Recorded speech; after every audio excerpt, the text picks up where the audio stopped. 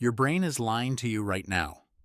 Your brain is lying to you right now, and it has been lying to you every day of your life, not out of malice, but out of efficiency, because the brain does not have time to process every piece of information accurately, so it takes shortcuts. And the shortcuts, while fast, are systematically wrong in ways you never notice. These shortcuts are called cognitive biases, and they are not occasional glitches. They are permanent features of how your mind works, built into the architecture of human cognition, running constantly, invisibly, shaping every decision you make, every judgment you form, every belief you hold, without ever announcing their presence. Psychologists have identified over 180 of these biases, and the most disturbing thing about them is not that they exist, but that they are invisible from the inside. You cannot feel a bias operating. You cannot detect the moment your brain takes the shortcut instead of the accurate route. The biased conclusion arrives feeling exactly like the truth, indistinguishable from genuine insight. And the person holding the biased belief is usually the last person to suspect it is biased. Think of how confident you feel about your own judgment, and consider that the confidence itself may be a product of the bias, the system not only producing the wrong answer, but also producing the feeling that the answer is right. You do not need to correct anything tonight. Let the biases rest, running quietly as they always do, and know that tonight is about seeing them, one by one, the invisible tricks your brain plays on you every moment of every day, shaping your reality without your knowledge and without your permission. The first number controls the rest. The first number controls the rest, and this is one of the most powerful and most invisible biases in all of human decision-making. It is called anchoring, and it works like this. The first piece of information you receive about a topic becomes a reference point, an anchor, and every subsequent judgment you make is pulled toward that anchor, whether it is relevant or not. A salesperson shows you an expensive item first, and everything after it seems reasonable by comparison. A negotiator names a high number first, and your counteroffer, no matter how carefully calculated, is pulled upward by the number you heard. Researchers have shown that even random numbers, numbers generated by a spinning wheel in front of the participants, influence subsequent estimates about completely unrelated topics. The anchor does not need to be relevant. It does not need to be accurate. It only needs to be first, and the mind, having received it, uses it as a starting point from which all other judgments are adjusted, usually insufficiently. Think of the last major purchase you made and the first price you saw, and how every price after that was evaluated not on its own merits, but in relation to the first, and how the first number, which may have been arbitrary, quietly controlled every number that followed. You do not need to recalculate anything tonight. Let the anchors rest, set and invisible, and know that the first piece of information you receive about anything is not just information. It is a command, quietly issued to your brain, telling it where to start. And the brain, obedient and unaware, almost always obeys. You only see what you already believe. You only see what you already believe. And this is the bias that protects your worldview at the cost of your accuracy. It is called confirmation bias, and it is the tendency to seek, notice, and remember information that confirms what you already think, while ignoring, dismissing, or forgetting information that contradicts it. The bias does not just filter what you accept, it filters what you see. Two people can look at the same evidence and reach opposite conclusions, not because one is stupid and one is smart, but because each one's brain is selecting the evidence that fits and discarding the evidence that does not. The selection happens below awareness, before you even have a chance to evaluate the evidence fairly. Researchers find that confirmation bias is one of the most robust and most resistant to correction of all cognitive biases, because the person operating under it genuinely believes they are being objective. The bias produces the feeling of objectivity. That is its trick. Think of a belief you hold strongly and ask whether you have ever genuinely sought out the strongest arguments against it, or whether your research, your reading, your conversations have all, without your noticing, been filtered to confirm what you already knew. You do not need to question any belief tonight. Let the bias rest, filtering quietly, and know that the mind does not want truth. It wants consistency. And the consistency it produces, by selecting only the evidence that fits, feels exactly like truth from the inside. The easy answer wins every time. The easy answer wins every time, not because it is right, but because the brain prefers effort-free conclusions over accurate ones, and the preference is so strong that you rarely notice it operating. Psychologists call this the substitution heuristic, the brain's tendency to replace a hard question with an easy one and answer the easy one instead, without telling you it made the switch. Asked how likely something is, the brain answers how easily you can imagine it. Asked how good a product is, the brain answers how good you feel about the brand. Asked how competent a person is, the brain answers how confident they seem.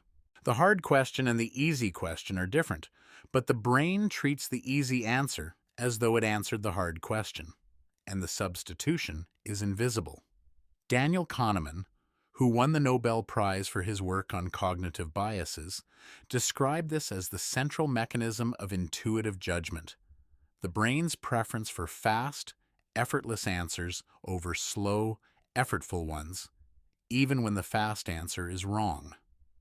Think of a judgment you made quickly and confidently, and consider that the speed and the confidence may have been signs not of accuracy, but of substitution. The brain answering a different, easier question and handing you the answer as though it fit. You do not need to slow down tonight. Let the substitutions rest, running fast and invisible, and know that the answer that arrives effortlessly is almost always answering a different question than the one you actually asked. You think it is common because you saw it. And this is the availability heuristic, one of the most quietly distorting biases in your mental toolkit. The brain estimates the frequency or probability of an event based on how easily examples come to mind, and the ease of recall has nothing to do with actual frequency. Things that are vivid, recent, or emotionally charged are easier to recall, and the brain reads the ease of recall as evidence of commonness. This is why you overestimate the probability of plane crashes after seeing news coverage, why you think crime is rising after watching a crime documentary, why you believe a disease is more common after hearing about a single case. The event is not more common. It is more available in your memory.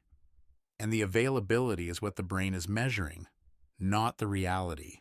Researchers have shown that simply making something easier to recall through repetition, through vivid imagery, through emotional association makes people believe it is more frequent, even when they are told the truth. Think of something you believe is common and ask whether you believe it because it is common or because you can easily think of examples, and consider that the examples may be vivid rather than representative. You do not need to reassess anything tonight. Let the availability rest, and know that your sense of how common something is has almost nothing to do with how common it actually is, and almost everything to do with how recently, how vividly, and how emotionally it entered your memory. The default you never question. The default you never question is the option you end up with when you do not actively choose. And it is one of the most powerful forces in human behavior because it exploits the brain's preference for inaction over action. This is the default effect, the tendency to accept whatever option is pre-selected, and it shapes everything from your retirement savings to your organ donation status to the apps on your phone. Countries that make organ donation the default have donation rates above 90%. Countries that require people to opt in have rates below 20%. The difference is not in the people, it is in the default. The brain treats the default as a recommendation, as the normal thing, as the path of least resistance, and the effort required to change it, even when the effort is minimal, is enough to keep most people where they are. Think of how many of the settings in your life, your subscriptions, your routines, your beliefs, are defaults you never chose, but simply never changed. And how the not changing felt like choosing, when it was actually the absence of choosing. You do not need to change any defaults tonight. Let them hold as they have always held, and know that a startling amount of your life was not decided by you, but by whoever set the default. And that the power of the default is not in its rightness, but in your stillness, the quiet human preference for staying exactly where you were put. You prefer the familiar for no reason.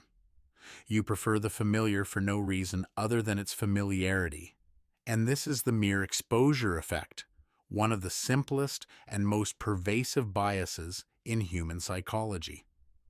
The more you are exposed to something, the more you like it, regardless of its quality, regardless of any rational evaluation, regardless of whether you are even aware of the exposure. Repeated exposure breeds comfort, and the brain reads comfort as preference. This is why you prefer songs you have heard before, why you trust brands you recognize, why you feel comfortable with people you have seen often, even if you have never spoken to them. The preference is not based on an evaluation. It is based on a count, a tally of exposures the brain keeps without your knowledge, and the higher the tally, the warmer the feeling. Advertisers know this. Politicians know this. Anyone who wants your preference knows that the fastest route to it is not persuasion, but repetition. Think of something you prefer and ask whether you prefer it because it is good or because it is familiar. And consider that the two feelings, good and familiar, are so thoroughly blended in your brain that you may never be able to separate them. You do not need to separate anything tonight. Let the familiar rest, warm and preferred, and know that your taste, your comfort, and your trust are shaped far less by quality than by repetition, and that the things you love most may be the things you have simply seen the most, loved, not for what they are, but for how often they appeared. The story matters more than the data. The story matters more than the data, and this is one of the most dangerous biases in human thinking, because the brain is built to process narratives, not statistics. And when a good story and good data conflict, the story wins almost every time. This is the narrative bias, the tendency to find stories more compelling, more memorable, and more believable than abstract data, even when the data is more accurate. One vivid personal account outweighs 1,000 data points in the mind of the listener, not because the account is more reliable, but because it is a story. And the brain is a story processing machine that evolved to learn from tales, not tables. Researchers have shown that people change their beliefs more in response to a single compelling story than to a robust statistical analysis, even when they are told the statistics are more representative. The story feels true in a way the data does not, because the story has a character, a setting, a conflict, and a resolution, and the brain treats this structure as evidence. Think of a belief you hold because of a story someone told you, and ask whether the story would survive a statistical test, and notice how the question feels irrelevant, because the story was never about the numbers. You do not need to fact-check anything tonight. Let the stories rest, powerful and possibly wrong, And know that the brain trusts narratives the way the lungs trust air, automatically, completely, and without any interest in whether the narrative is accurate, only in whether it is a good story. You chose it, so now you love it. You chose it, so now you love it. And this is choice supportive bias, the tendency to retroactively assign positive qualities to something simply because you chose it.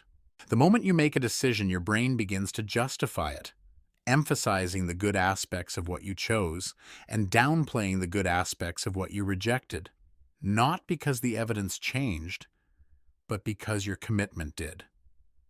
The bias is a form of cognitive dissonance reduction, the brain resolving the tension between "I chose this" and "this has flaws" by quietly erasing the flaws from your evaluation.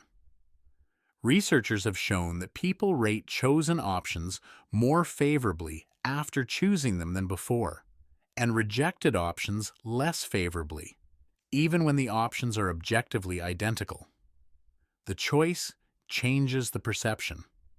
Think of a major choice you made and how afterward you became increasingly convinced it was the right one, and how the alternatives seem to become worse over time. Not because new information arrived, but because your brain was quietly editing the comparison to protect the choice you had already made. You do not need to reevaluate any choices tonight. Let them stand, loved and justified, and know that the confidence you feel about your past decisions is partly real and partly manufactured. The brain defending its own choices with a loyalty that has nothing to do with the quality of the choice and everything to do with the fact that it was yours. The crowd must be right. The crowd must be right, or so your brain believes. And this is social proof. The tendency to assume that if many people are doing something, it must be the correct thing to do. The bias is ancient and was once life-saving, because in a dangerous world, following the group was usually safer than going alone. And the brain learned, over millions of years, to treat the behavior of others as evidence about reality. If everyone is running, there is probably danger. If everyone is eating something, it is probably safe. The problem is that the bias does not distinguish between a crowd that knows something and a crowd that is guessing, between a group acting on information and a group acting on the same bias you are, each person looking at the others and assuming they know something, when in fact no one does. Researchers have created situations where entire groups converge on obviously wrong answers, each member deferring to the group and the group converging on nothing.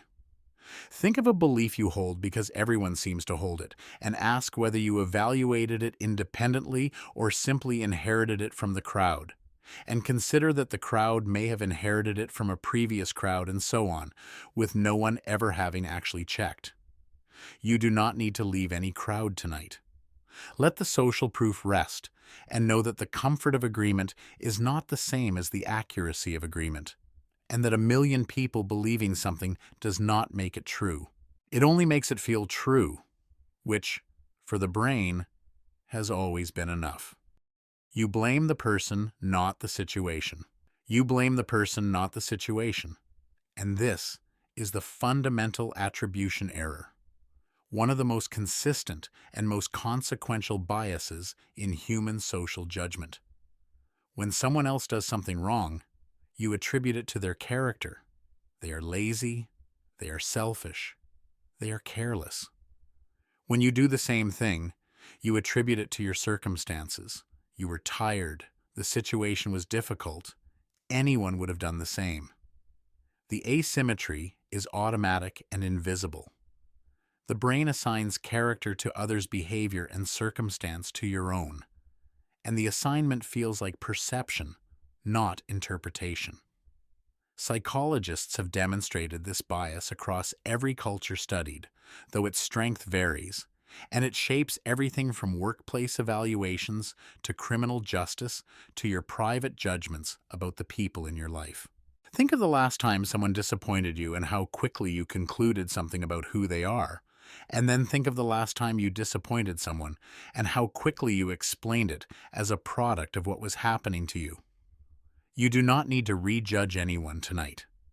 Let the attributions rest, asymmetric and automatic, and know that the character you see in others' failures and the circumstances you see in your own are not balanced observations, but biased ones.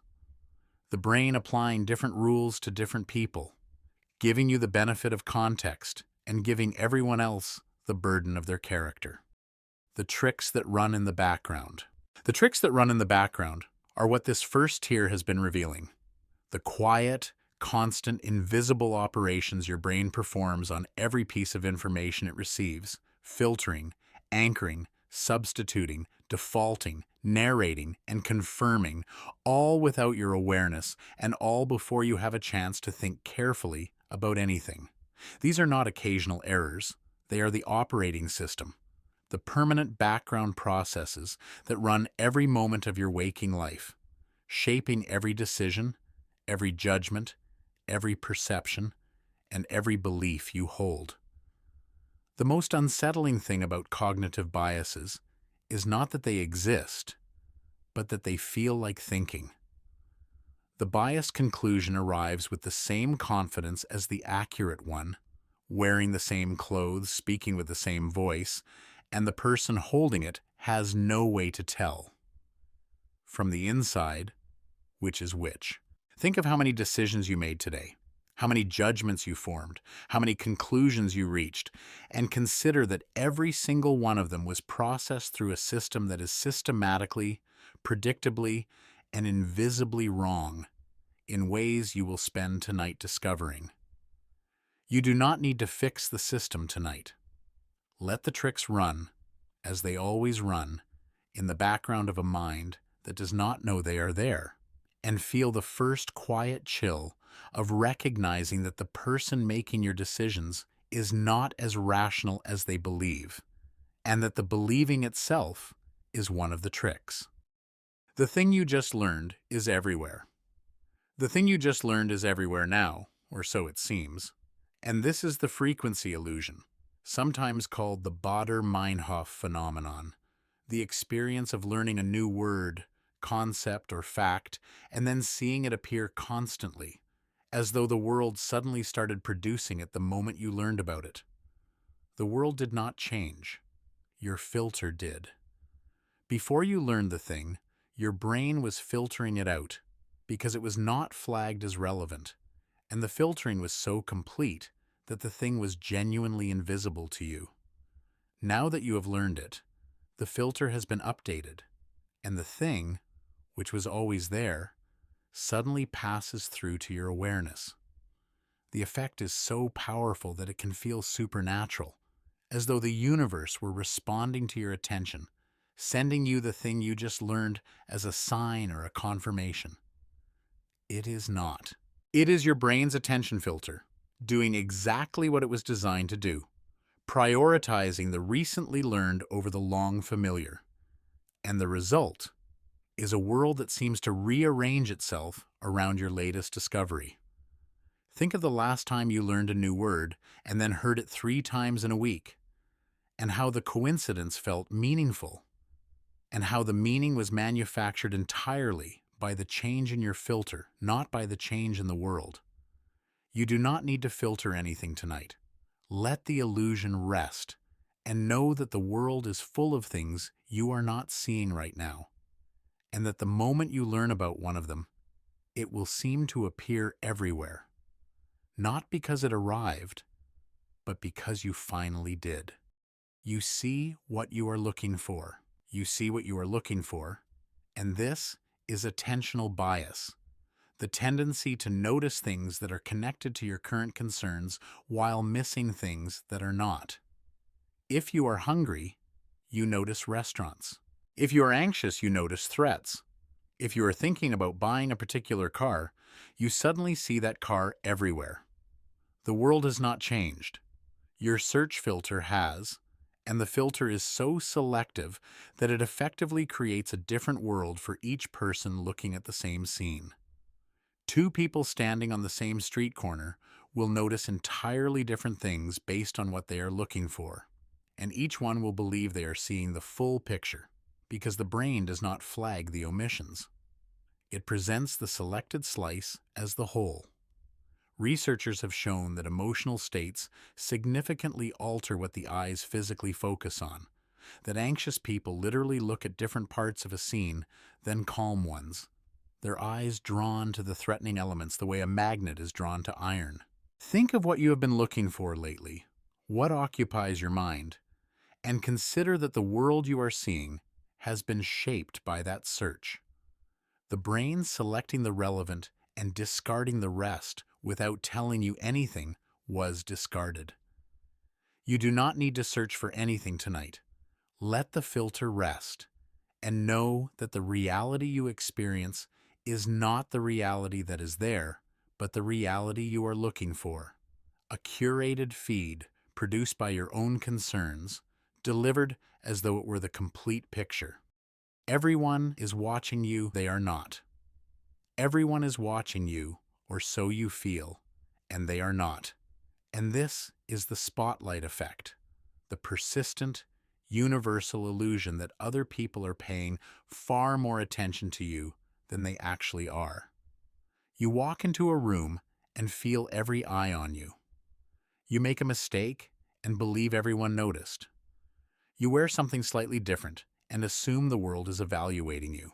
The truth, confirmed by decades of research, is that other people are barely noticing, because they are busy being the center of their own spotlight, feeling watched by a world that is, for the most part, looking at itself. Psychologists have measured the spotlight effect by having people wear embarrassing shirts and then asking both the wearer and the others in the room who noticed. The wearers dramatically overestimated the number of people who noticed because the shirt was enormous in their own awareness and nearly invisible in everyone else's. Think of the last time you felt self-conscious, the time you were sure everyone saw the stain, the stumble, the awkward moment, and consider that the audience you imagined was mostly imaginary. Each member of it too busy managing their own spotlight to spare attention for yours. You do not need to perform for anyone tonight. Let the spotlight rest, aimed only at you by you, and know that the attention you feel from the world is almost entirely your own attention, reflected back, and that the room full of people watching you is, in truth, a room full of people who are each convinced the room is watching them. The change you completely missed. The change you completely missed is a phenomenon called change blindness, and it reveals something deeply unsettling about how little of the visual world you are actually processing. In classic experiments, researchers made large, obvious changes to a scene, swapping the person a participant was talking to, changing the color of a wall, removing a major object, and a startling number of participants failed to notice. The change was not subtle. It was enormous, visible, and directly in front of them, and they did not see it, because the brain does not continuously monitor the full visual field. It constructs a model of the scene, stores the model, and then checks selectively, updating only what it expects to change. If a change occurs outside the expected zone, the model does not update, and the person continues to perceive the old version of the scene, unaware that reality has shifted. Think of how confidently you believe you would notice if something changed right in front of you, and consider that confidence is exactly what change blindness exploits, the feeling of seeing everything masking the reality that you are seeing almost nothing. You do not need to watch for changes tonight. Let the scene rest, whatever it is, and know that the world in front of your eyes is a model, not a mirror, and that the model is updated far less often than you imagine, leaving gaps in your perception so large that entire people can be swapped without you noticing. How it is said changes what you hear. How it is said changes what you hear. And this is the framing effect, one of the most powerful and most exploited biases in human cognition. The same information, presented in different words, produces different decisions, not because the information changed, but because the frame changed. And the brain evaluates the frame, not the content. A surgery with a 90% survival rate sounds safe. A surgery with a 10% mortality rate sounds dangerous. They are the same surgery. The numbers are identical. But the frame, survival versus death, changes how the brain processes the information. And the processing produces genuinely different feelings and genuinely different decisions. Researchers have demonstrated the framing effect in medical decisions, financial choices, legal judgments, and everyday consumer behavior. And in every domain, the frame moves the decision more than the facts do. Think of how the same piece of information was presented to you in different ways by different people, and how the presentation changed how you felt about it, and how the feeling felt like a response to the facts, when it was actually a response to the frame. You do not need to reframe anything tonight. Let the frames rest, surrounding every piece of information you have ever received, and know that you have almost never encountered a fact without a frame, and that the frame, invisible and deliberate, has been doing more to shape your decisions than the fact ever did. Things look different beside each other. Things look different beside each other. And this is the contrast effect, the bias that makes your brain evaluate things not on their absolute qualities, but on their relative position to whatever is nearby. A warm room feels hot if you just came from a cold one.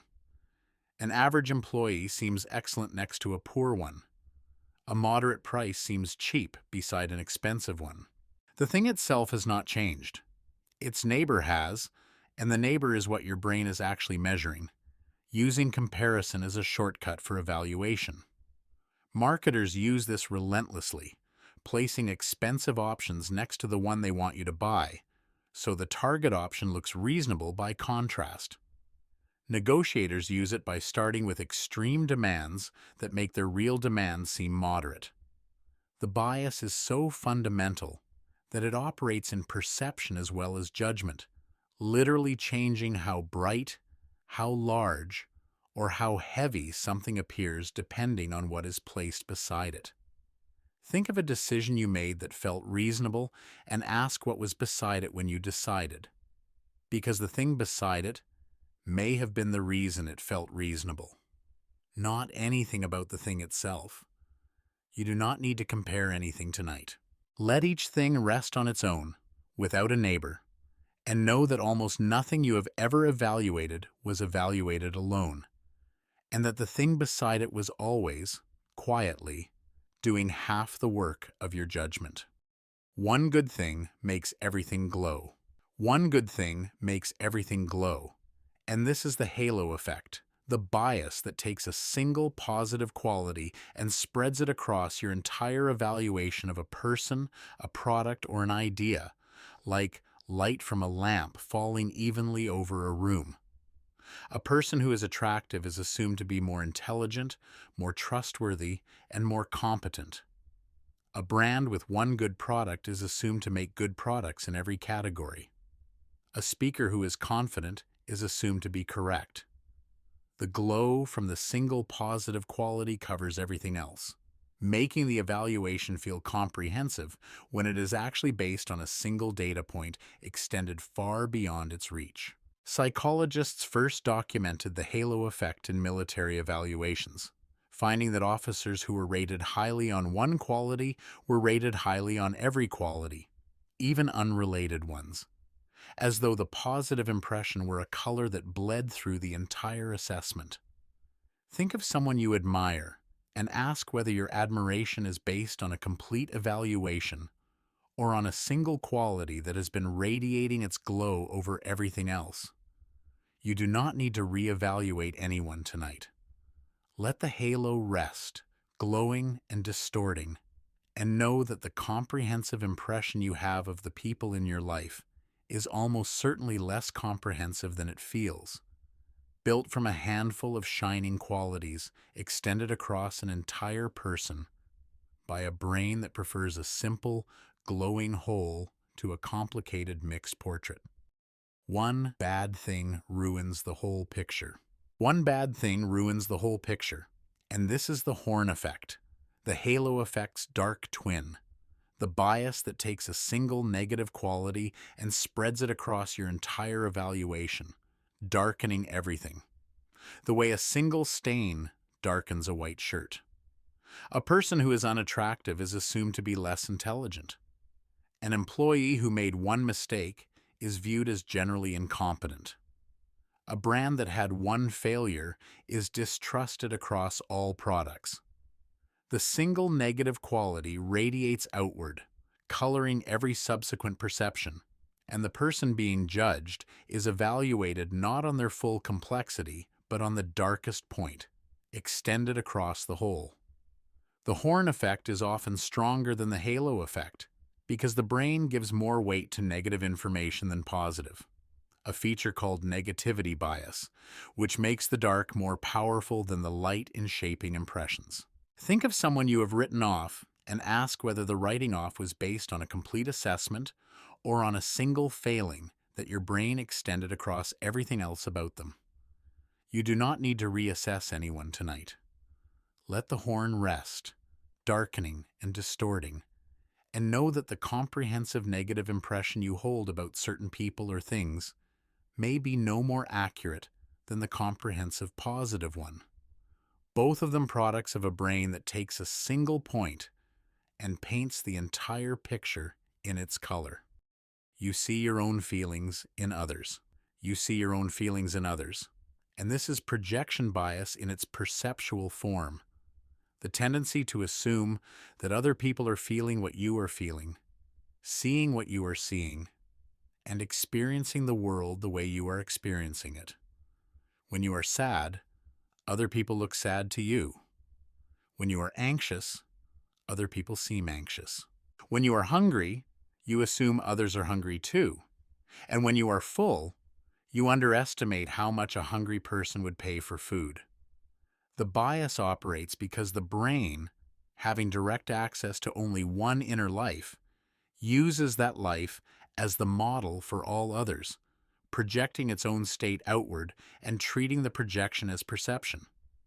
The result is a world populated by people who seem, from your perspective, to share your emotional state, and the seeming is so seamless that you rarely question whether the emotions you are reading in their faces are theirs or your own, reflected back.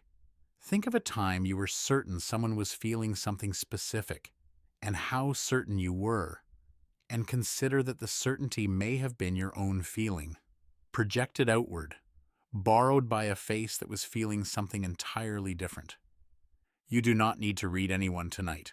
Let the projections rest, yours and unverified, and know that the emotions you see in other people's faces are, far more often than you suspect, your own emotions wearing someone else's expression. The pattern that is not really there. The pattern that is not really there is one of the most fundamental biases in human cognition, the tendency to see meaningful patterns in random data, to find connections, sequences, and designs where none exist. This is apophenia, and it is the same bias that makes you see faces in clouds, hear messages in static, and find meaning in coincidences. The brain is a pattern detection machine, evolved to find order in chaos, because a brain that sees a tiger in the bushes and is wrong survives, while a brain that misses the tiger does not. The cost of this survival strategy is that you see tigers everywhere, in the bushes and in the wallpaper and in the random sequence of events that your brain insists must mean something. Think of a pattern you noticed recently, a coincidence, a streak, a seeming connection between unrelated events, and consider that the pattern may be entirely manufactured by a brain that cannot stop looking for patterns even when there are none to find. You do not need to find any patterns tonight. Let the random rest, carrying its accidental arrangements, and know that the meaning you see in the noise is almost always put there by you, by a brain so hungry for pattern that it will create one from nothing, rather than admit that what it is looking at is simply, beautifully, meaninglessly random. Your eyes confirm your expectations. Your eyes confirm your expectations. And this is expectation bias, the tendency to perceive what you expect to perceive, even when the reality is different. If you expect a wine to taste expensive, it tastes better.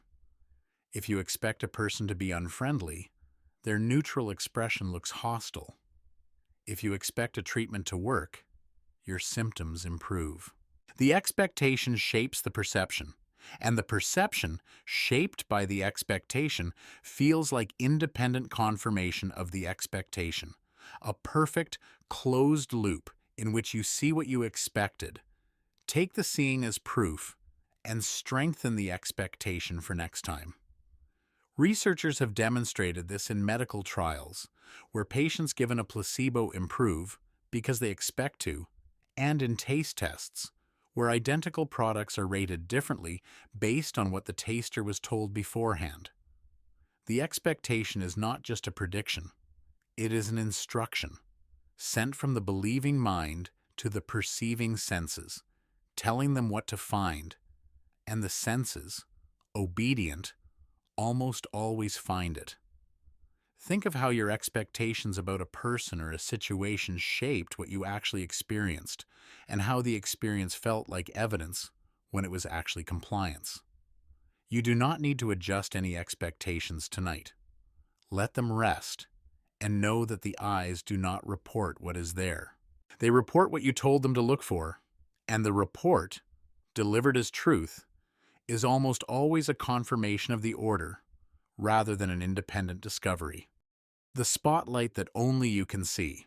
The spotlight that only you can see is a broader version of the spotlight effect discussed earlier, extended now to encompass all the perceptual biases in this tier, because the common thread is this, that the reality you perceive is not the reality that is there, but a curated, filtered, projected, framed, contrasted, and expected version of it, assembled by a brain that has been editing the world for you before you ever get to see it. Every bias in this tier has shown a filter, a distortion, a quiet manipulation of the incoming data, performed by your own mind on your behalf without your knowledge.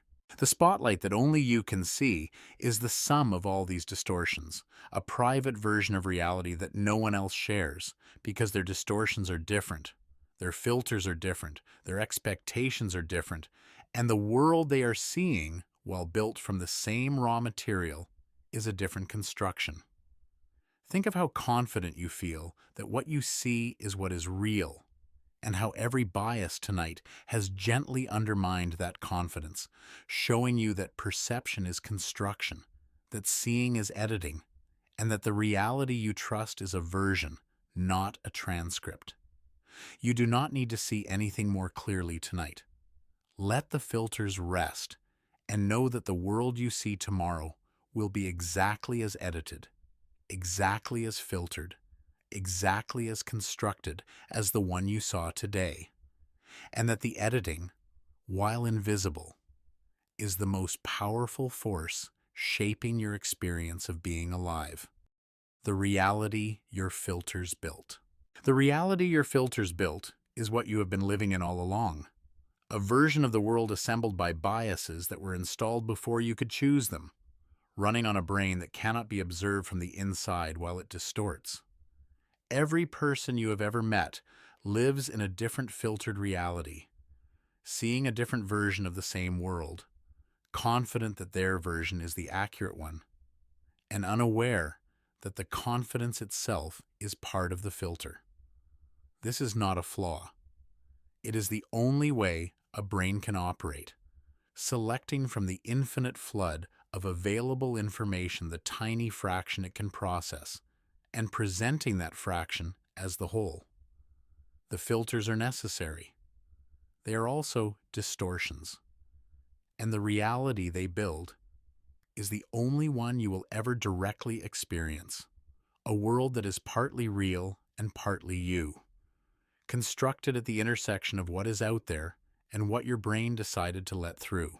Think of the reality you live in as a building made of filters, each one a wall that lets some things through and blocks others, and how the shape of the building, the shape of your reality, was not designed by you, but by biases that arrived before you were old enough to question them.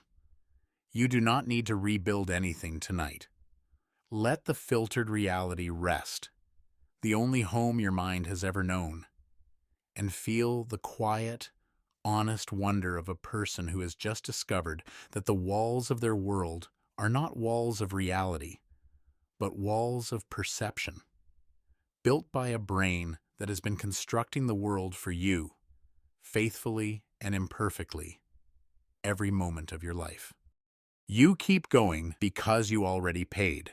You keep going because you already paid. And this is the sunk cost fallacy, one of the most common and most expensive traps in human decision-making. The money is spent, the time is gone, the effort is behind you, and the rational thing to do is to evaluate the situation based on what lies ahead, not what lies behind. But the brain cannot let go of what was already invested, and so you continue watching the terrible film because you paid for the ticket, continue the failing project because you already spent months on it, continue the dying relationship because you already gave it years. The past investment, which cannot be recovered regardless of what you do next, holds you in place, making you throw good money after bad, good time after wasted time, good energy after energy that is already gone. Economists call this irrational because the past cost is irrelevant to the future decision. And they are right. And the rightness makes no difference because the brain does not feel the irrelevance. It feels the loss, the waste, the idea that walking away means admitting the investment was wrong, and the admission is more painful than continuing to pay.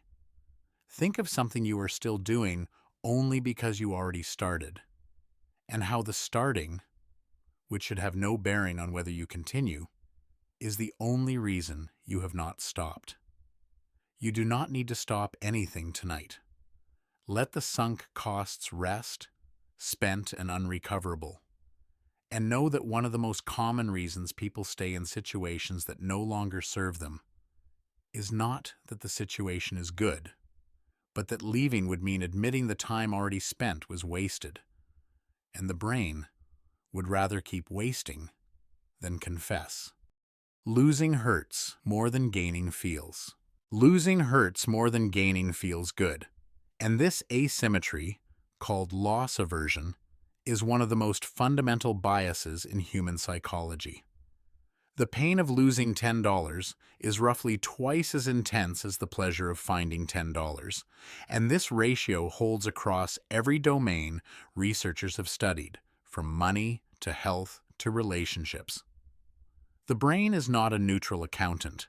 It weighs losses more heavily than gains, which means you will work harder to avoid a loss than to achieve an equivalent gain.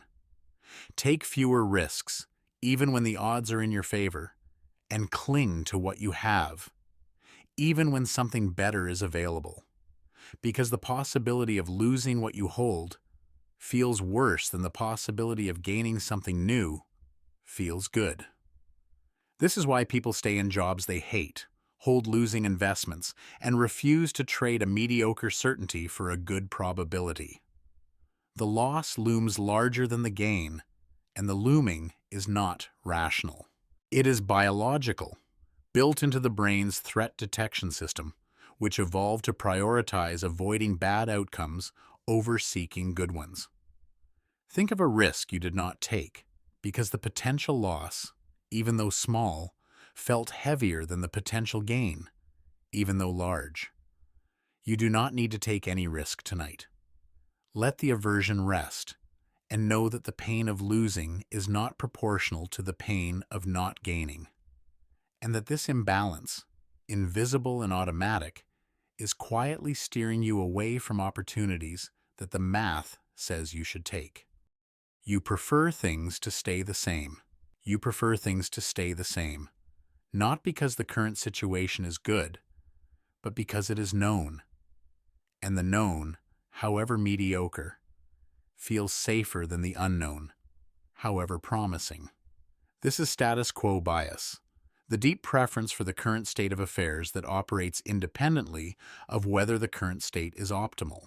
Researchers find that people given a choice between their current situation and an objectively better alternative will often choose to stay, not because they evaluated the options and preferred the current one, but because the current one has the advantage of being current. The status quo is the default, and the default, as we discussed earlier, wins simply by being the default. The bias combines with loss aversion because any change from the status quo involves the possibility of loss, and with the endowment effect because you value what you already have more than what you do not yet have, creating a triple lock that keeps you in place even when moving would be better. Think of a situation in your life that you know is not ideal, but that you have not changed, and ask whether you stayed because it was good or because it was familiar. You do not need to change anything tonight. Let the status quo hold as it has always held, and know that much of what you call contentment may actually be inertia, the quiet preference for the known over the better. The brain choosing the comfortable over the optimal, again and again, without ever telling you it is making the choice. You always think it will take less time. You always think it will take less time. And this is the planning fallacy, the systematic tendency to underestimate how long a task will take, how much it will cost, and how many obstacles will appear, even when you have direct experience of similar tasks, taking longer, costing more, and encountering more obstacles than you expected. The bias is remarkable for its resistance to correction.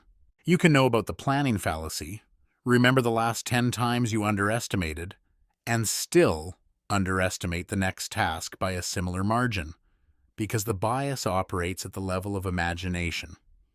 And the imagination, when picturing a future task, pictures the best-case scenario, the smooth path, the absence of problems, the version where everything goes as planned. The problems, delays, and complications that will certainly arise are not included in the mental picture, because the imagination does not picture obstacles voluntarily. Researchers have shown that even professional project managers with decades of experience in tasks going over schedule continue to underestimate future timelines by significant margins. Think of the last time you told yourself something would take an hour and it took 3, and how surprised you were, and how you will be equally surprised next time. You do not need to plan anything tonight. Let the fallacy rest, and know that the future you are imagining right now, whatever it is almost certainly smoother, faster, and more trouble-free than the future that will actually arrive, and that the gap between the imagined and the real is one of the most predictable and most incorrigible features of the human mind. You think bad things will not happen. You think bad things will not happen to you. And this is the optimism bias, the tendency to believe that you are less likely than the average person to experience negative events and more likely to experience positive ones. Smokers believe they are less likely to get cancer than other smokers. Drivers believe they are less likely to have an accident than other drivers. People starting businesses believe they are less likely to fail than the base rate suggests. The bias is not occasional. It is persistent, powerful, and nearly universal, with roughly 80% of people displaying it across studies. The optimism bias is useful in many ways, keeping people motivated, willing to take risks, and able to function in an uncertain world. But it is also dangerous because it produces a systematic underestimation of real risks, leading people to underprepare, underinsure, and underplan for events they believe will happen to someone else. Think of a risk you know exists and how confident you feel that it will not touch you specifically, and consider that the confidence is not based on evidence about your particular situation, but on a bias that tells everyone they are the exception. You do not need to worry about any risk tonight. Let the optimism rest, warm and protective, and know that the feeling of invulnerability is not a fact, but a bias. The brain telling you a comforting story about your own specialness, and the story, however pleasant, is exactly the same story it is telling everyone else. The option that is there to trick you. The option that is there to trick you is the one you were never supposed to choose, placed alongside the real options to make one of them look better by comparison. This is the decoy effect, a pricing and presentation strategy that exploits your brain's tendency to evaluate options in comparison rather than in isolation. A small popcorn costs $4. A large costs $7. Most people buy the small, but add a medium at $6.50, and suddenly the large looks like a bargain, because the medium, which is nearly as expensive but clearly worse, makes the large seem like the smart choice. The medium is the decoy. No one is supposed to buy it. It exists only to push you toward the large. Behavioral economists have demonstrated the decoy effect across every product category and decision context, and the manipulation is so effective because the person being manipulated genuinely believes they made a smart comparison, when in fact the comparison was engineered. Think of the last time you chose the premium option and felt clever about it, and consider that the option below it may have been placed there specifically to make your choice feel rational. You do not need to choose anything tonight. Let the decoys rest, placed and invisible, and know that many of the choices you believe are yours were actually designed for you, engineered by someone who understood your brain's comparison system better than you do, and who used it, quietly, to put you exactly where they wanted you. You would rather remove a tiny risk. You would rather remove a tiny risk than significantly reduce a large one. And this is zero-risk bias, the preference for eliminating a small risk entirely over reducing a much larger risk by a greater amount. Given the choice between removing a 1% risk of contamination at one site or reducing a 5% risk to 2% at another, most people choose to eliminate the 1%, even though the second option saves more lives. The brain does not do risk math well. It does risk feeling, and the feeling of zero, of complete elimination, of nothing left to worry about, is so satisfying that it overrides the mathematics of lives saved. The certainty of zero is more psychologically rewarding than the uncertainty of reduction, even when the reduction is objectively more valuable. Think of how much more reassuring it feels to eliminate a small problem entirely than to make meaningful progress on a large one, and how the reassurance has nothing to do with the actual impact and everything to do with the satisfying feeling of zero. You do not need to eliminate any risk tonight. Let the zero rest, and know that your preference for complete elimination over meaningful reduction is not rational but emotional. The brain choosing the feeling of safety over the reality of safety, and the choice, invisible and automatic, is costing you more than you know. You value it more because it is yours. You value it more because it is yours. And this is the endowment effect, the tendency to assign greater value to things simply because you own them. A mug you received for free, which you would not have paid more than a few dollars for, becomes worth twice that the moment it is yours. A possession you have held for years acquires a value that has nothing to do with its market price and everything to do with the fact that you have held it. The brain does not evaluate owned objects and unowned objects on the same scale. Ownership changes the scale, inflating the value of what you have and deflating the value of what you do not, creating an asymmetry that makes every trade feel like a loss, because what you are giving up feels more valuable than what you are getting, even when they are objectively equal. Think of something you own that you would never sell for the price you would pay to buy it, and notice the gap. And notice that the gap has no rational basis, only the irrational weight the brain assigns to the word mine. You do not need to sell anything tonight. Let the endowment rest, inflating quietly, and know that the value you assign to your possessions is not a measure of their worth, but a measure of your attachment. And the attachment, mistaken for value, is quietly making every exchange feel like a sacrifice. You choose now over much better later. You choose now over much better later. And this is hyperbolic discounting, the tendency to prefer a smaller reward immediately over a larger reward in the future, even when the future reward is significantly better. $100 today feels more valuable than $200 in 6 months, not because it is, but because the brain discounts future rewards steeply, treating the future as less real than the present, and the less real something feels, the less it weighs in your decisions. The discounting is not linear. It is hyperbolic, meaning the value drops sharply in the immediate future and then flattens, which is why you struggle to save for retirement but easily commit to saving next year. Next year feels different from now, in a way that next decade does not feel different from next year. The bias explains procrastination, impulse spending, overeating, and every form of short-term pleasure chosen at the expense of long-term well-being.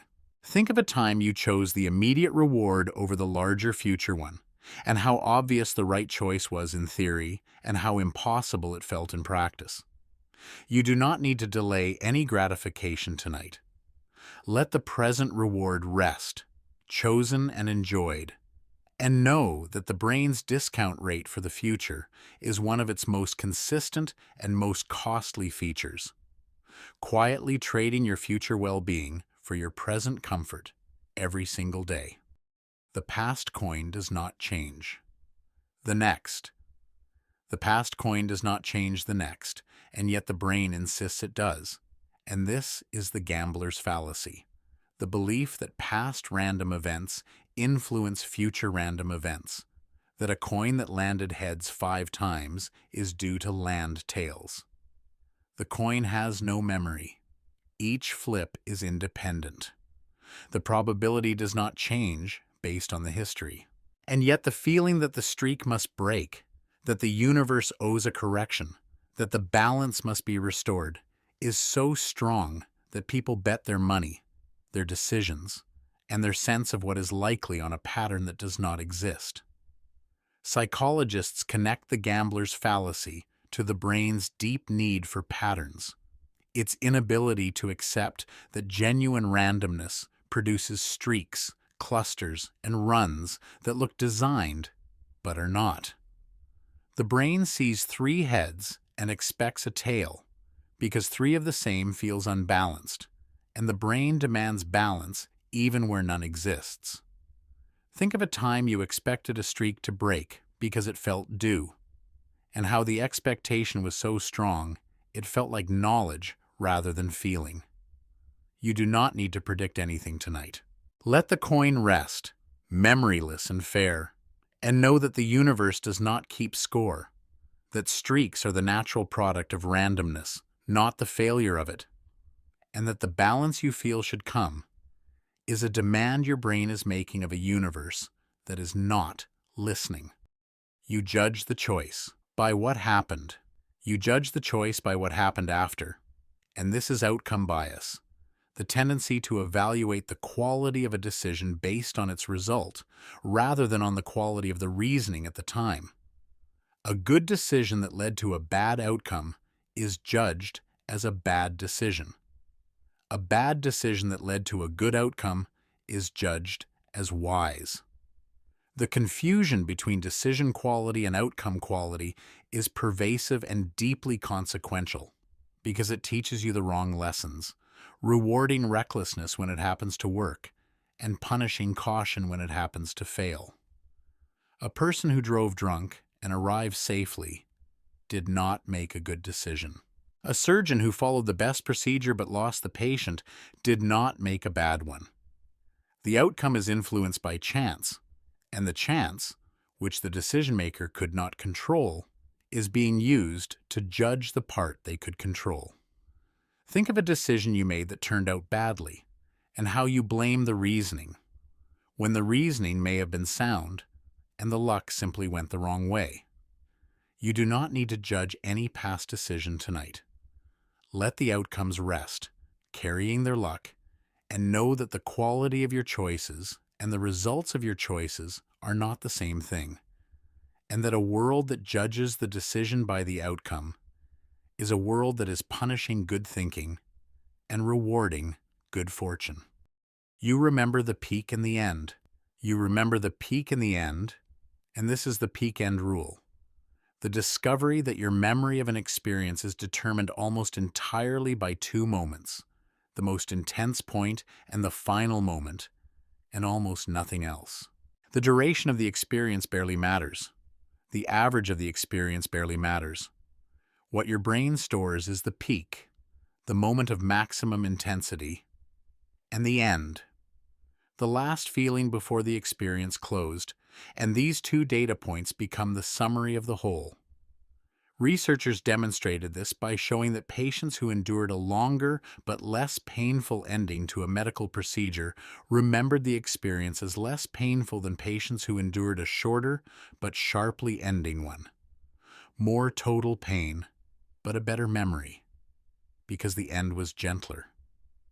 Think of an experience you remember as wonderful, and ask whether it was wonderful throughout, or whether a single peak moment and a warm ending are doing all the work.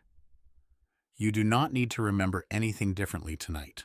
Let the peaks and the ends rest, carrying their disproportionate weight, and know that your memory is not a recording of what happened, but an editorial, selecting two moments and presenting them as the whole.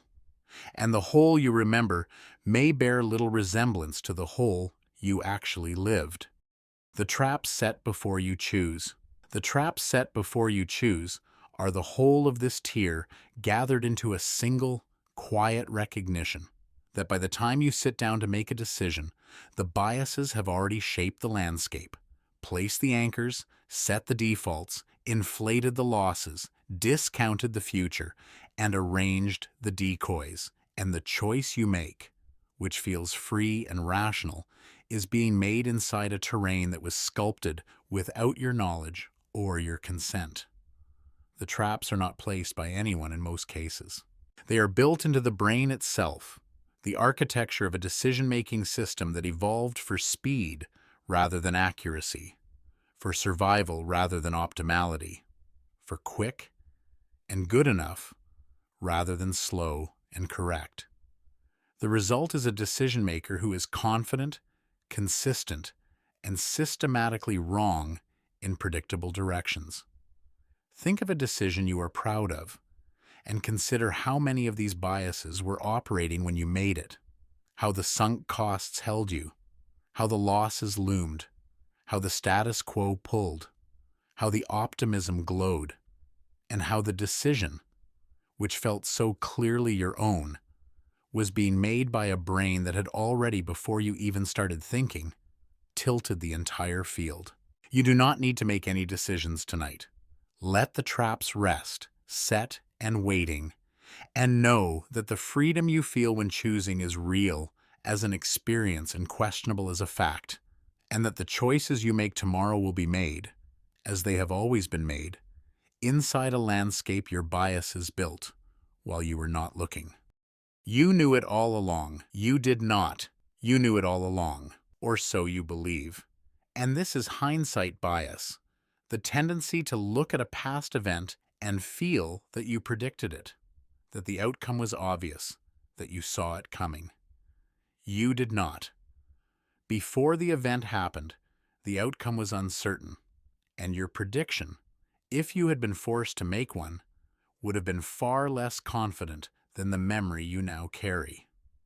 But the brain, having learned the outcome, rewrites the memory of the prediction, inserting the knowledge into the past and producing the feeling that you knew all along what was going to happen. Researchers have demonstrated this in every domain, from elections to medical diagnoses to stock market crashes, showing that people consistently overestimate the accuracy of their prior predictions once they know the result. The bias makes the world feel more predictable than it is, which is comforting, and it makes you feel smarter than you were, which is flattering. And the combination of comfort and flattery makes it nearly impossible to detect from the inside. Think of the last time something happened and you said, "I knew it," and consider that the knowing was inserted after the fact, a revision made by a brain that prefers the narrative of prescience over the truth of uncertainty. You do not need to check any memories tonight.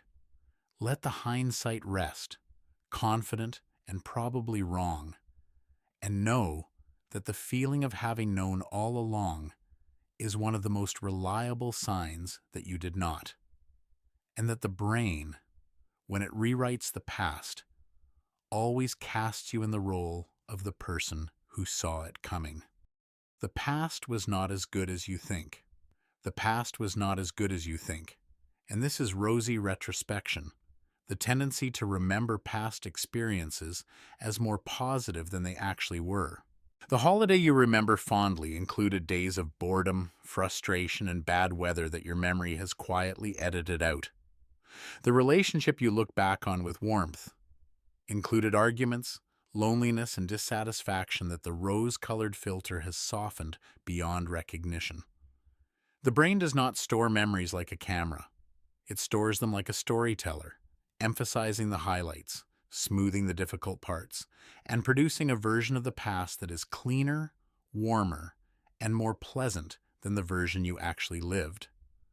Psychologists find that this bias strengthens with time, that the older a memory is, the rosier it becomes, as though distance itself were a beautifying filter. The result is a past that looks better than the present, which produces a chronic, low-level dissatisfaction with now, based on a comparison with a then that never actually existed as remembered. Think of a time you look back on fondly and ask whether you felt as fond of it while you were in it, and notice the gap between the living and the remembering, the gap that nostalgia fills with a warmth the experience itself did not contain. You do not need to correct any memory tonight. Let the rosy past rest, glowing and inaccurate, and know that the golden age you remember was not as golden as it seems, and that the present, which feels ordinary, may be the future's golden age, seen through the same forgiving filter that made the past look so much better than it was. You remember the peak and the end. You remember the peak and the end, and this is the peak end rule, one of the most revealing biases in how the brain evaluates experience.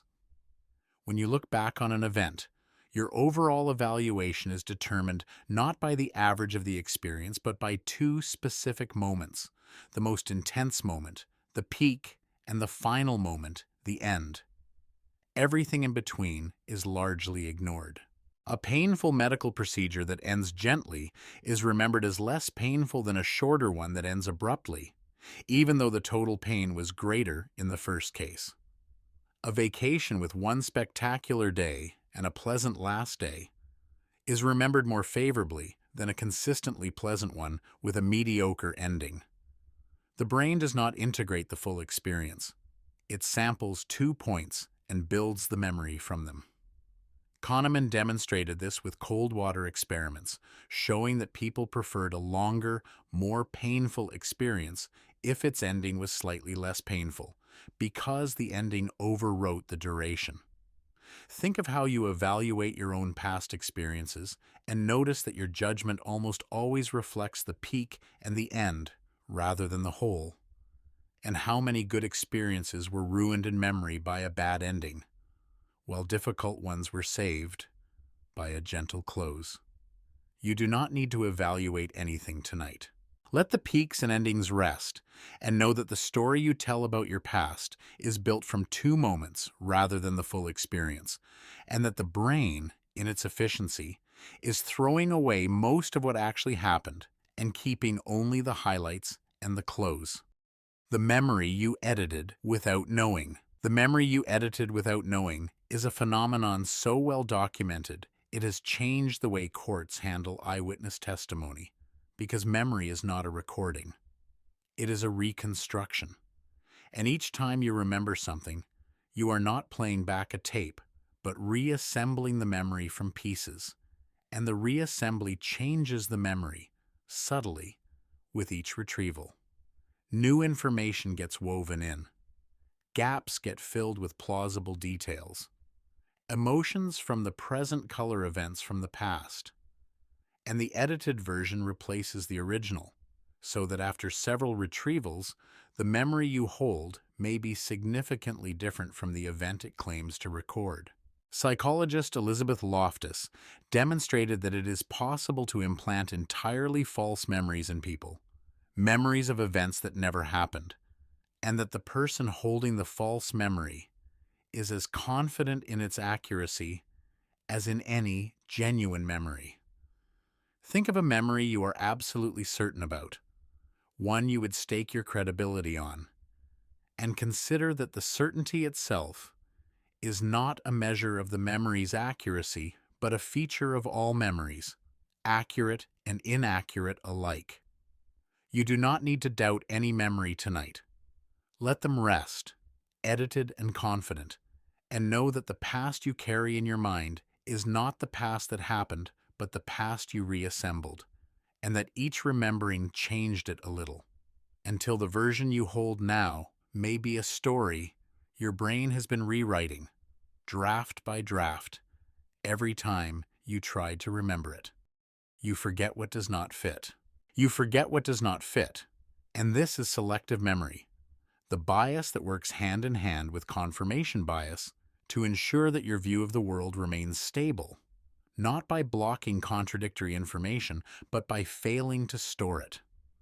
The brain remembers what is consistent with its existing beliefs and quietly drops what is not through an active decision, but through a passive filtering that operates at the level of encoding, the moment the information first enters memory. Information that fits is attended to, processed deeply, and stored. Information that does not fit is attended to less, processed superficially, and forgotten. Not because you chose to forget it, but because the brain gave it less processing from the start.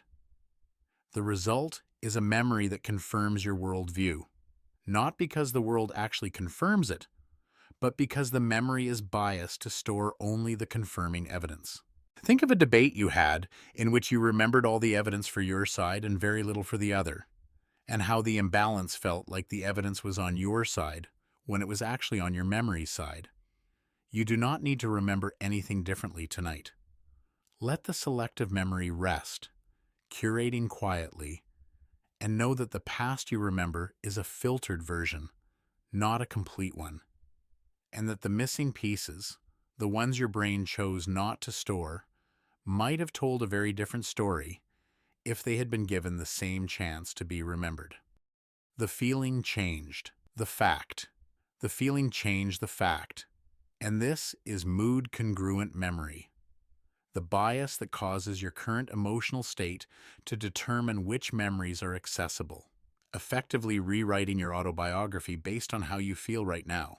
When you are sad, you remember sad things more easily, and the sad memories, arriving easily, reinforce the sadness, which makes more sad memories available, in a loop that can darken your entire past within minutes. When you are happy, the opposite happens. Happy memories surface. The past looks bright, and the brightness reinforces the happiness. The facts did not change. Your access to them did, controlled by a mood that is selecting from your full biography only the events that match its color. Psychologists have demonstrated that people in a negative mood recall more negative life events, rate their overall life satisfaction lower, and evaluate their relationships more critically than the same people in a positive mood, even when nothing in their life has changed. Think of a time you felt low and suddenly your entire life seemed darker, and how the darkening felt like a revelation when it was actually a selection. Your mood, pulling the matching memories forward and pushing the non-matching ones back. You do not need to manage any mood tonight. Let the feeling rest, whatever it is, and know that the autobiography it is writing is a partial one, colored by the present rather than recorded by the past, and that the life you remember right now is the version your current mood chose to show you, not the version that actually was. You were not where you think you were. You were not where you think you were.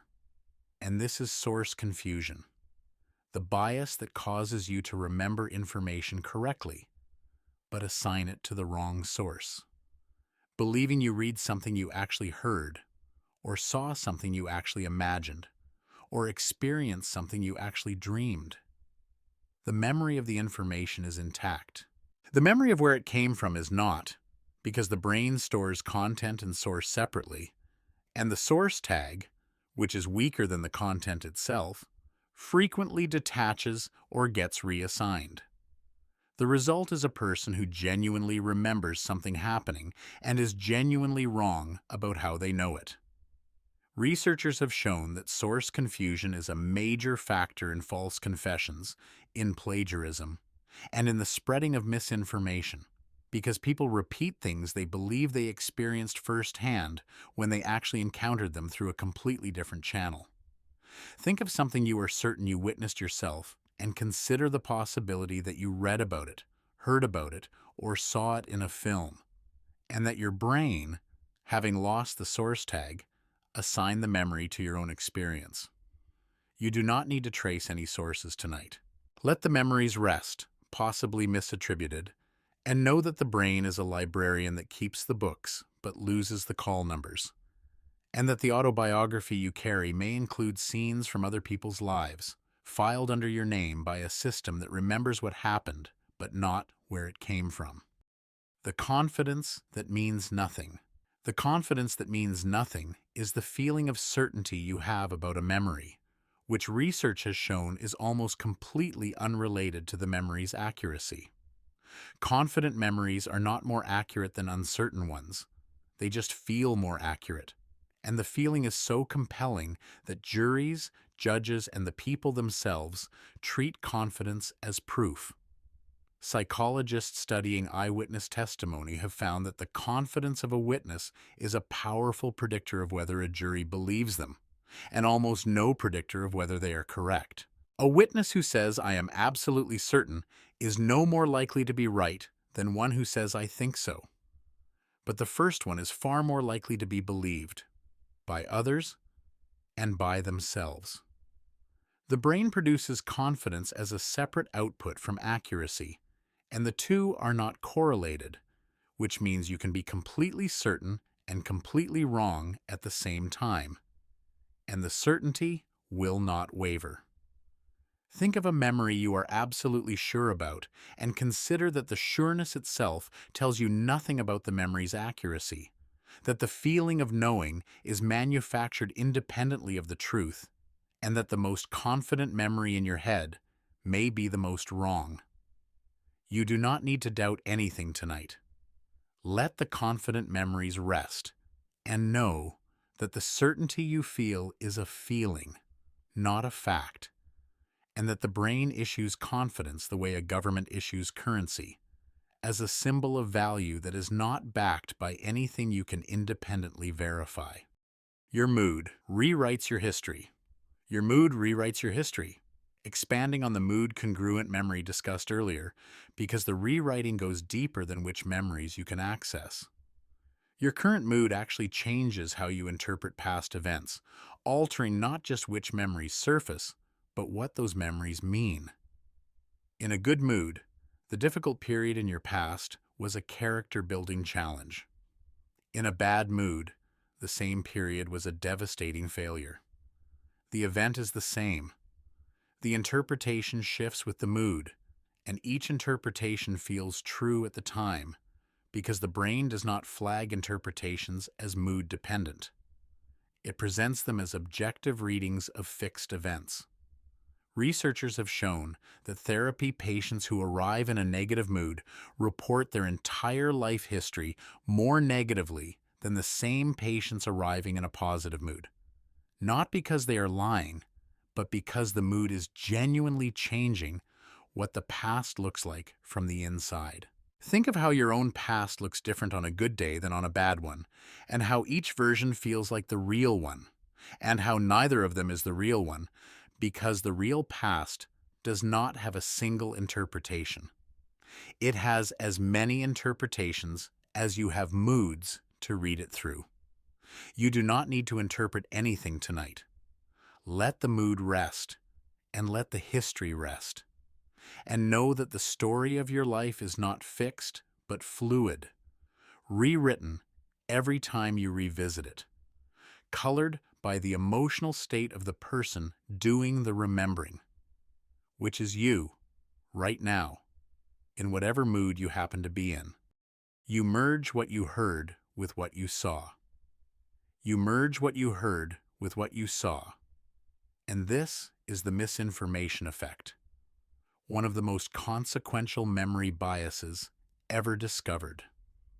When you experience an event and then hear someone describe it differently, the description gets woven into your original memory, and the merged version becomes the one you carry forward.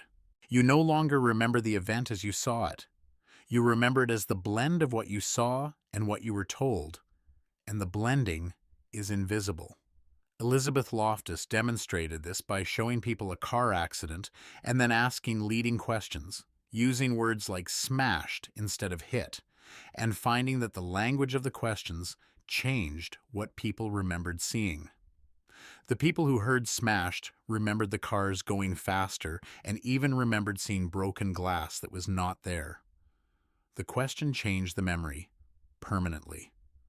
Think of a shared experience you remember differently from someone else who was there, and how hearing their version changed yours, slightly, without your noticing, and how the memory you now carry is neither purely yours nor purely theirs, but a blend that neither of you authorized. You do not need to untangle any memories tonight. Let the merged versions rest, blended and irreversible, and know that the memories you hold are not sealed recordings, but open documents, editable by anyone who tells you a story about what happened, and that the editing, once done, cannot be undone, because the original is overwritten by the blend. The past self you invented. The past self you invented is the version of who you were that your current self has constructed, and it may have very little to do with the person you actually were. The brain rewrites not just events, but the self that experienced them. Adjusting your memories of your own personality, beliefs, and feelings to be more consistent with who you are now. If you have changed your political views, you remember always having leaned this way.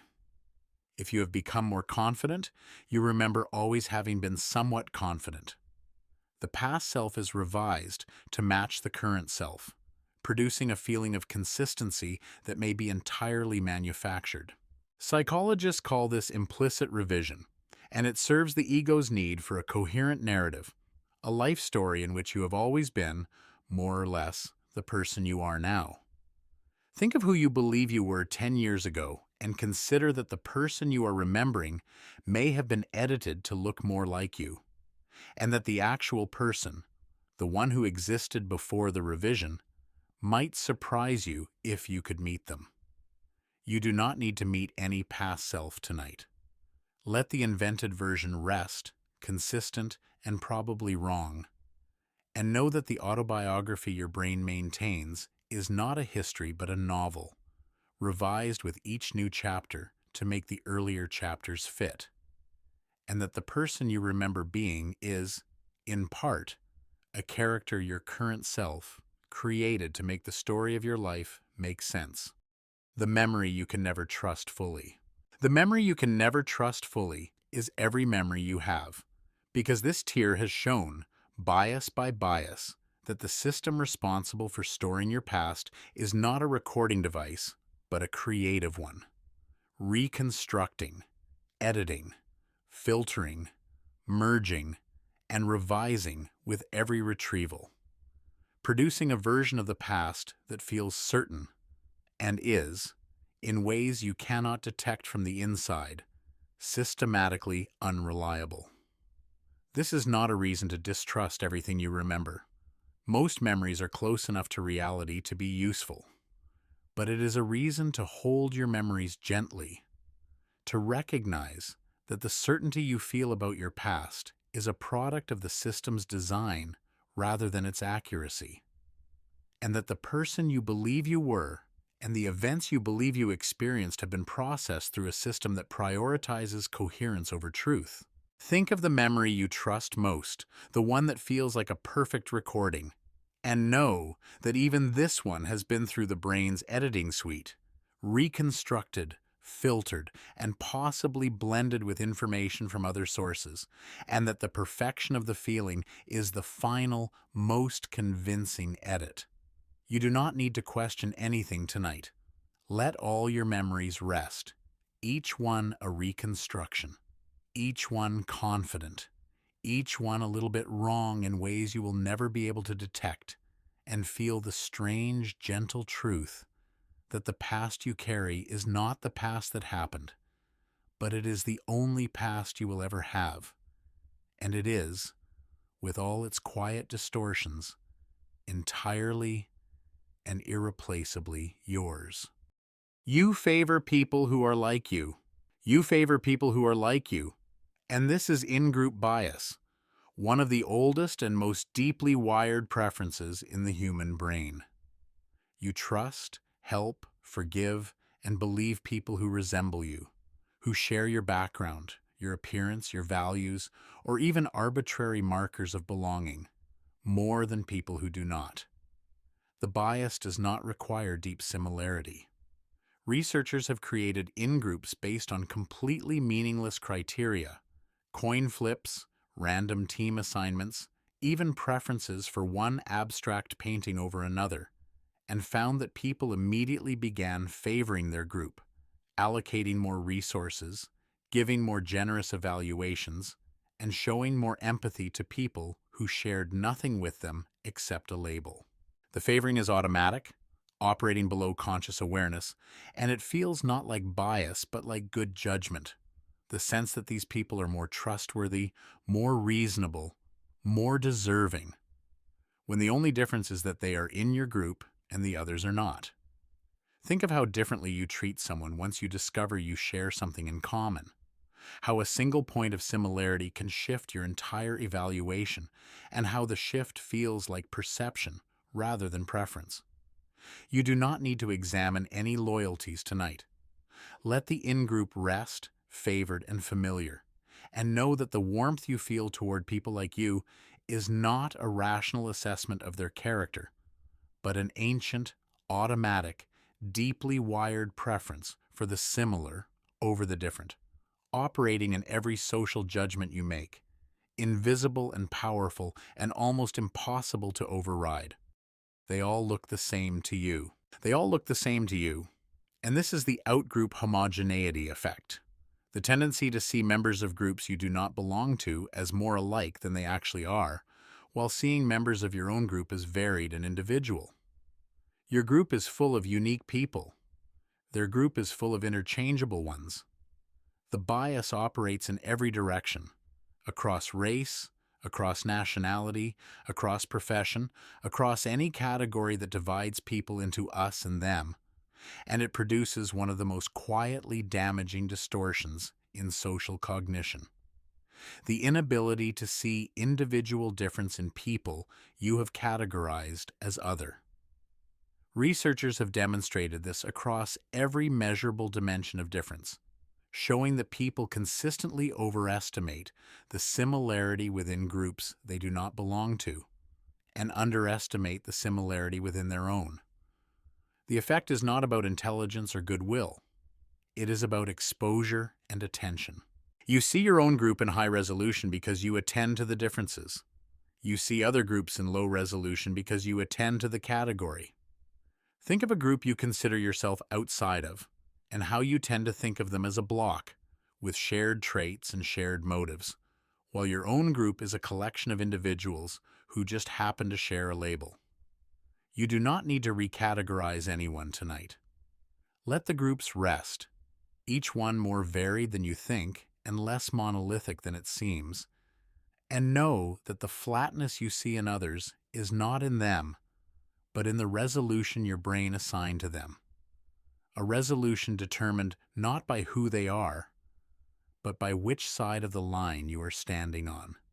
You like people you have helped. You like people you have helped, and this is the Ben Franklin effect, one of the most counterintuitive biases in social psychology, because common sense says you help people you like, but the research shows the opposite is equally true, that the act of helping someone causes you to like them more, not less. The mechanism is cognitive dissonance. Your brain reasons backward from the behavior. I help this person, therefore I must like them, because the alternative, that you help someone you do not like, creates a discomfort the brain resolves by adjusting the feeling to match the action. Franklin himself described the effect after asking a political rival to lend him a rare book. The rival complied, and afterward treated Franklin with a warmth that had not existed before the favor. The act of helping had created the affection the act appeared to express. Think of someone you helped, perhaps reluctantly, and how your feeling toward them changed after the helping, warming, in a way that did not match your initial reluctance, and how the warming felt genuine when it was actually manufactured by a brain that needed your feelings to match your behavior. You do not need to help anyone tonight.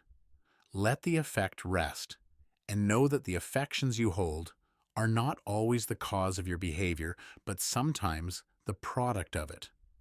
The brain retroactively installing the feeling that justifies the action, and the feeling, once installed, becoming as real as any other. The favor you feel you must return.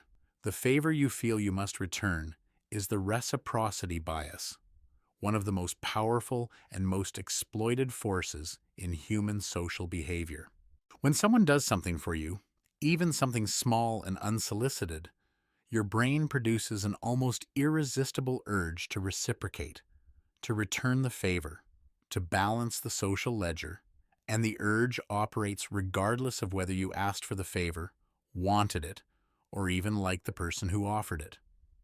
The bias is ancient and was once essential, because in small groups where survival depended on cooperation, a person who did not reciprocate was a threat to the group's functioning. But in the modern world, the reciprocity instinct is exploited constantly by salespeople who give you a free sample, by colleagues who do you an unsolicited favor, by anyone who understands that giving creates an obligation the brain cannot easily dismiss. Think of a time someone gave you something you did not ask for, and how you felt obligated to respond, to buy, to agree, to return the gesture, not because you wanted to, but because the not returning felt wrong, physically uncomfortable, like a debt the body insists on paying. You do not need to return any favors tonight. Let the debts rest, real and manufactured, and know that the obligation you feel when someone gives you something is not a moral truth but a cognitive trigger, the brain responding to an ancient social script that does not distinguish between genuine generosity and strategic manipulation. You obey the person in charge. You obey the person in charge. And this is authority bias, the tendency to comply with the directives of an authority figure, even when those directives conflict with your own judgment, your own values, and your own sense of what is right. Stanley Milgram's famous experiment demonstrated this with devastating clarity, showing that ordinary people would deliver what they believed were dangerous electric shocks to a stranger simply because a person in a lab coat told them to continue. The participants were not sadists. They were not weak. They were normal people responding to a bias so deep it overrides moral judgment, the automatic deference to authority that is wired into social cognition at the most fundamental level. The bias does not require that the authority be legitimate. A uniform, a title, a confident tone, a position of perceived power, any of these can activate the deference. And once activated, the person's own judgment takes a subordinate position to the authority's instruction. Think of a time you followed an instruction you did not agree with because the person giving it had authority, and how the following felt less like a choice and more like a compulsion. You do not need to obey anyone tonight. Let the authority rest, and know that the deference you feel toward people in positions of power is not a measure of their rightness, but a measure of your brain's ancient, automatic, and sometimes dangerous tendency to replace its own judgment with the judgment of whoever is standing at the front of the room. You agree with people you like. You agree with people you like. And this is the liking bias, the tendency to find the arguments, opinions, and ideas of people you are fond of more persuasive, more reasonable, and more correct than the same arguments from people you dislike. The bias is not about the argument, it is about the source, and the source's likability acts as a filter through which the argument passes, emerging warmer or cooler depending on how you feel about the person making it. Salespeople know this. Politicians know this. Advertisers know this. The most effective way to make you believe something is not to present better evidence, but to make you like the person presenting it. Researchers have shown that identical arguments are rated as stronger, more logical, and more convincing when delivered by a likable source than by an unlikable one, even when the participants are told to evaluate the argument independently of the source. The instruction makes no difference. The bias overrides it. Think of someone you like and how easily you accept their opinions, and someone you dislike and how critically you examine theirs, and how the difference in your evaluation has nothing to do with the quality of the thinking and everything to do with the quality of the feeling. You do not need to reevaluate any opinions tonight. Let the likings rest, warm and biasing, and know that your agreement is partly a function of your affection and your disagreement partly a function of your dislike, and that the arguments themselves, stripped of the source, might look very different from how they appear when worn by a face you love or a face you do not. You judge strangers in half a second. You judge strangers in half a second, and this is thin-slice judgment. The brain's tendency to form comprehensive impressions of a person within milliseconds of seeing their face, before a single word has been spoken, before a single fact has been learned, before any conscious evaluation has had time to begin. Researchers have shown that judgments of trustworthiness, competence, likability, and even electoral success are formed within 100 milliseconds of seeing a face, and that these snap judgments, while often inaccurate, are remarkably resistant to revision once formed. The face you see becomes the person you believe you have met, and the believing happens so fast that by the time you begin a conversation, you have already decided, unconsciously, who this person is, and the conversation is conducted not as an open inquiry, but as a confirmation of the judgment you already made. Think of the last time you met someone new and how quickly you formed an impression. how the impression arrived before the introduction was finished, and how everything that followed was filtered through the judgment the first half-second produced. You do not need to meet anyone tonight. Let the snap judgments rest, formed and mostly wrong, and know that the comprehensive impression you have of someone you met briefly is not a reading of their character, but a projection of your brain's instant pattern matching, a half-second portrait painted from almost no data and defended with almost total confidence. You remember the hurt, not the help. You remember the hurt, not the help. And this is the negativity bias applied to relationships, the tendency to weight negative interactions far more heavily than positive ones in your evaluation of a person or a bond. Relationship researchers have found that it takes roughly 5 positive interactions to offset a single negative one, which means that the architecture of your perception is tilted so heavily toward the bad that the good must outweigh it 5-1 just to maintain a neutral impression. A single criticism outweighs 5 compliments. A single betrayal outweighs 5 acts of loyalty. A single harsh word outweighs 5 gentle ones.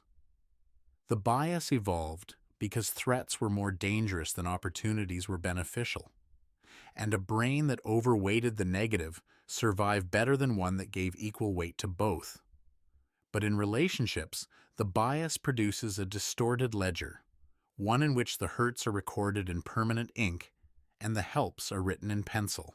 Think of a person you feel ambivalent about and notice which memories dominate, the hurts or the helps, and how the hurts feel more real, more defining, more central to who that person is. You do not need to rebalance any ledger tonight. Let the memories rest, unevenly weighted, and know that the story you tell about the people in your life is biased by a brain that files every hurt in the permanent archive and lets most of the kindness quietly fade. You put people on pedestals. You put people on pedestals, and this is idealization bias, the tendency to elevate certain people, romantic partners, leaders, mentors, above their actual qualities, seeing them as wiser, kinder, more capable, and more complete than they are. The bias is fueled by need. You need the person to be what you need them to be, and the needing distorts the seeing, producing an image that is part perception and part wish, a version of the person that serves your emotional needs better than the actual person could. Jung describes something similar with anima and animus projection, the placement of an archetypal image onto a real person. And the idealization bias is the cognitive version of the same process, the brain building a statue where a person is standing. The pedestal is not stable. It never is.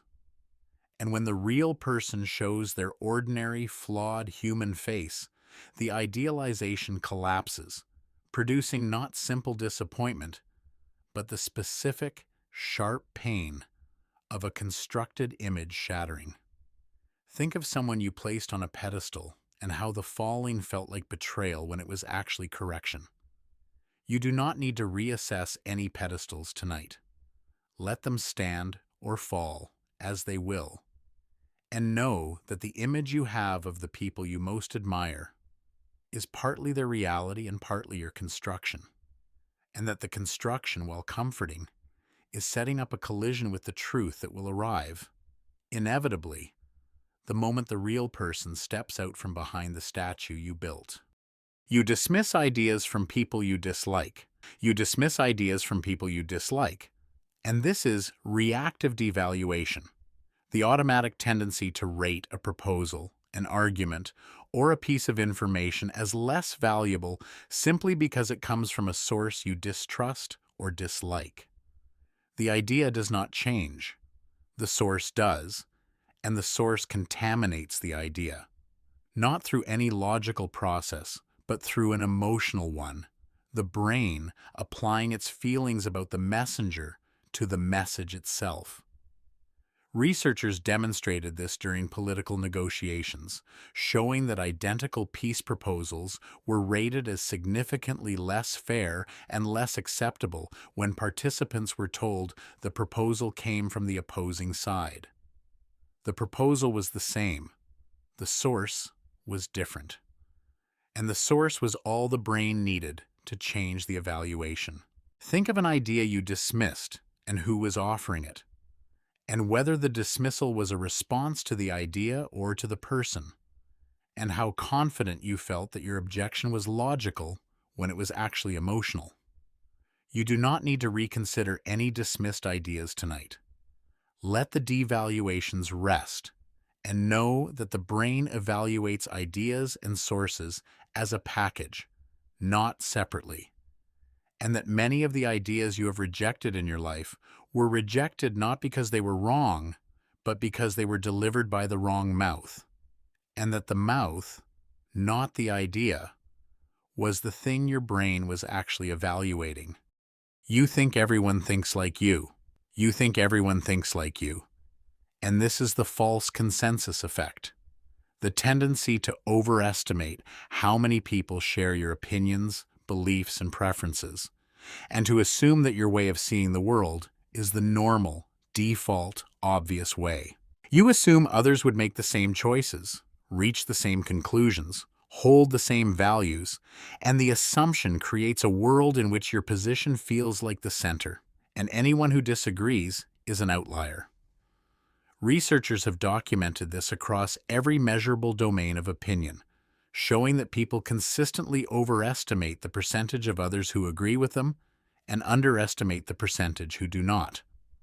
The bias serves the ego's need for validation, producing the comforting feeling that you are in the majority, that your views are sensible and shared, and that the world, by and large, sees things the way you do. Think of an opinion you hold and how many people you assume share it, and consider that the number you imagine is almost certainly too high, inflated by a brain that uses your own position as the estimate of the average. You do not need to survey anyone tonight. Let the false consensus rest, comforting and wrong, and know that the world is full of people who disagree with you about things you consider obvious, and that your sense of being in the majority is, more often than you suspect, a projection of your own certainty onto a population that is far more varied, far more divided, and far less like you than your brain has been reporting. People get what they deserve, or do they? People get what they deserve, or so your brain insists. And this is the just world hypothesis, one of the most consequential and most quietly cruel biases in human social cognition. The brain prefers to believe that the world is fair, that good things happen to good people, and bad things happen to bad people, because the alternative, that suffering is random and undeserved, is too threatening to the sense of control. The result is a bias that blames victims for their misfortune. I must have done something to deserve this, and credits the fortunate for their luck. I must have earned this.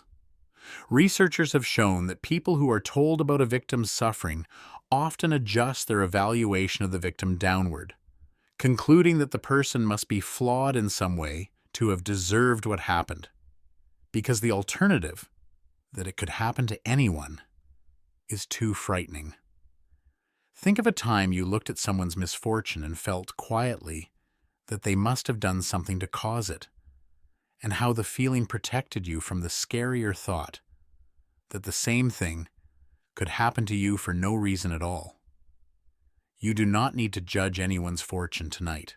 Let the just world rest, comforting and false, and know that the fairness you see in the world is largely invented by a brain that needs the world to make moral sense, and that the real world, the one beneath the bias, distributes its gifts and its cruelties with an indifference that the brain is not equipped to accept. The biases that shape every bond. The biases that shape every bond are what this tier has been revealing. The invisible forces that run through every relationship you have, from the closest intimacies to the briefest encounters, distorting how you see, judge, trust, and connect with every person in your life. You favor people like you and flatten people unlike you. You judge in half a second and defend the judgment for a lifetime. You remember the hurts and forget the helps. You agree with people you like and dismiss ideas from people you dislike. You assume everyone thinks as you do and believe the world is fair when it is not. None of these biases are occasional errors.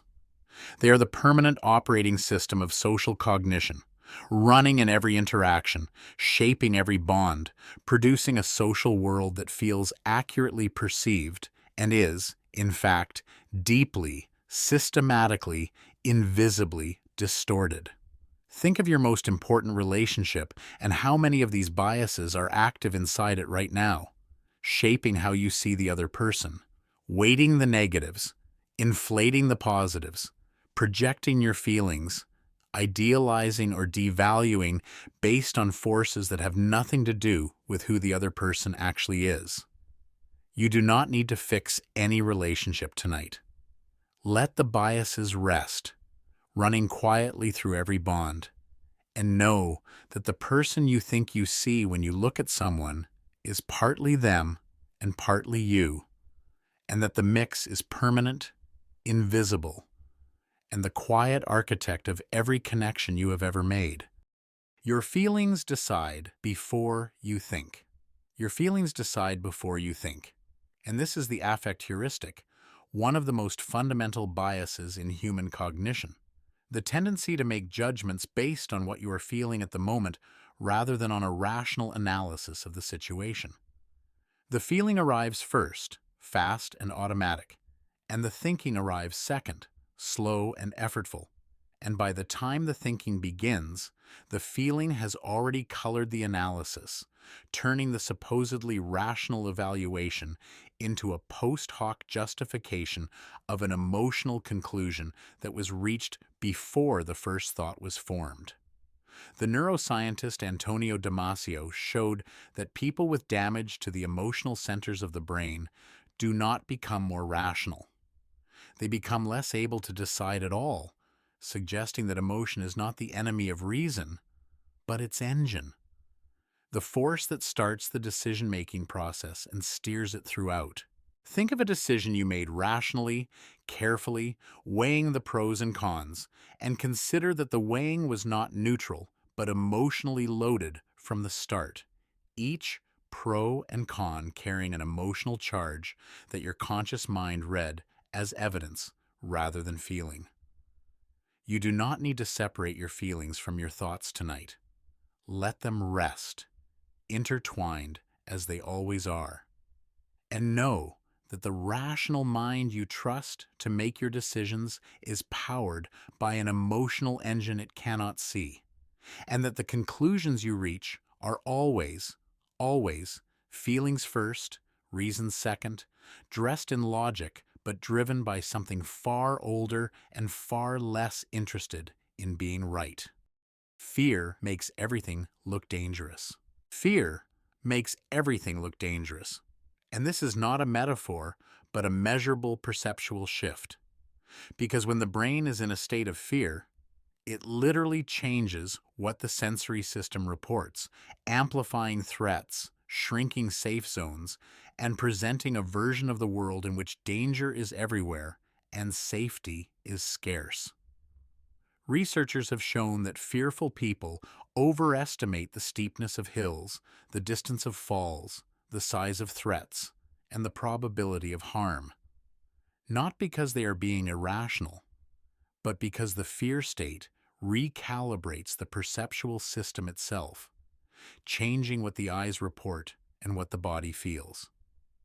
The world genuinely looks more dangerous when you are afraid. Not because the world changed, but because the lens did.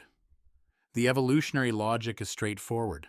A frightened animal that overestimates danger survives more often than one that underestimates it. But the cost is a world distorted by fear, a reality in which the danger is always larger, closer, and more certain than it actually is. Think of a time you were frightened and how the world itself seemed to shift, how distances shortened, how threats multiplied, how the safe world you knew was replaced by one in which everything was a potential harm. You do not need to manage any fear tonight. Let it rest, and know that the dangerous world you see when you are afraid is not the world as it is, but the world as fear paints it. A portrait drawn by an artist who is never interested in accuracy, only in survival. Anger makes you feel certain. Anger makes you feel certain. And this is one of the most dangerous emotional biases, because certainty is the feeling that stops you from questioning, and anger produces it automatically, flooding the brain with a conviction that your position is right, your judgment is sound, and the thing you are angry about is exactly as clear-cut as it feels. Researchers have found that angry people process information more superficially, rely more on stereotypes, and are less likely to consider alternative viewpoints. Not because anger makes them stupid, but because anger makes them feel they do not need to think carefully because they already know. The certainty is the trap. It arrives with the anger, a companion emotion that closes the mind at the exact moment it most needs to be open. And the closed mind, feeling certain, produces judgments that are confident, fast, and often wrong. Think of the last time you were angry and how certain you felt, how the other side seemed obviously wrong, how your position felt unassailable, and how the certainty dissolved, even slightly, once the anger faded, revealing nuances the anger had flattened. You do not need to examine any anger tonight.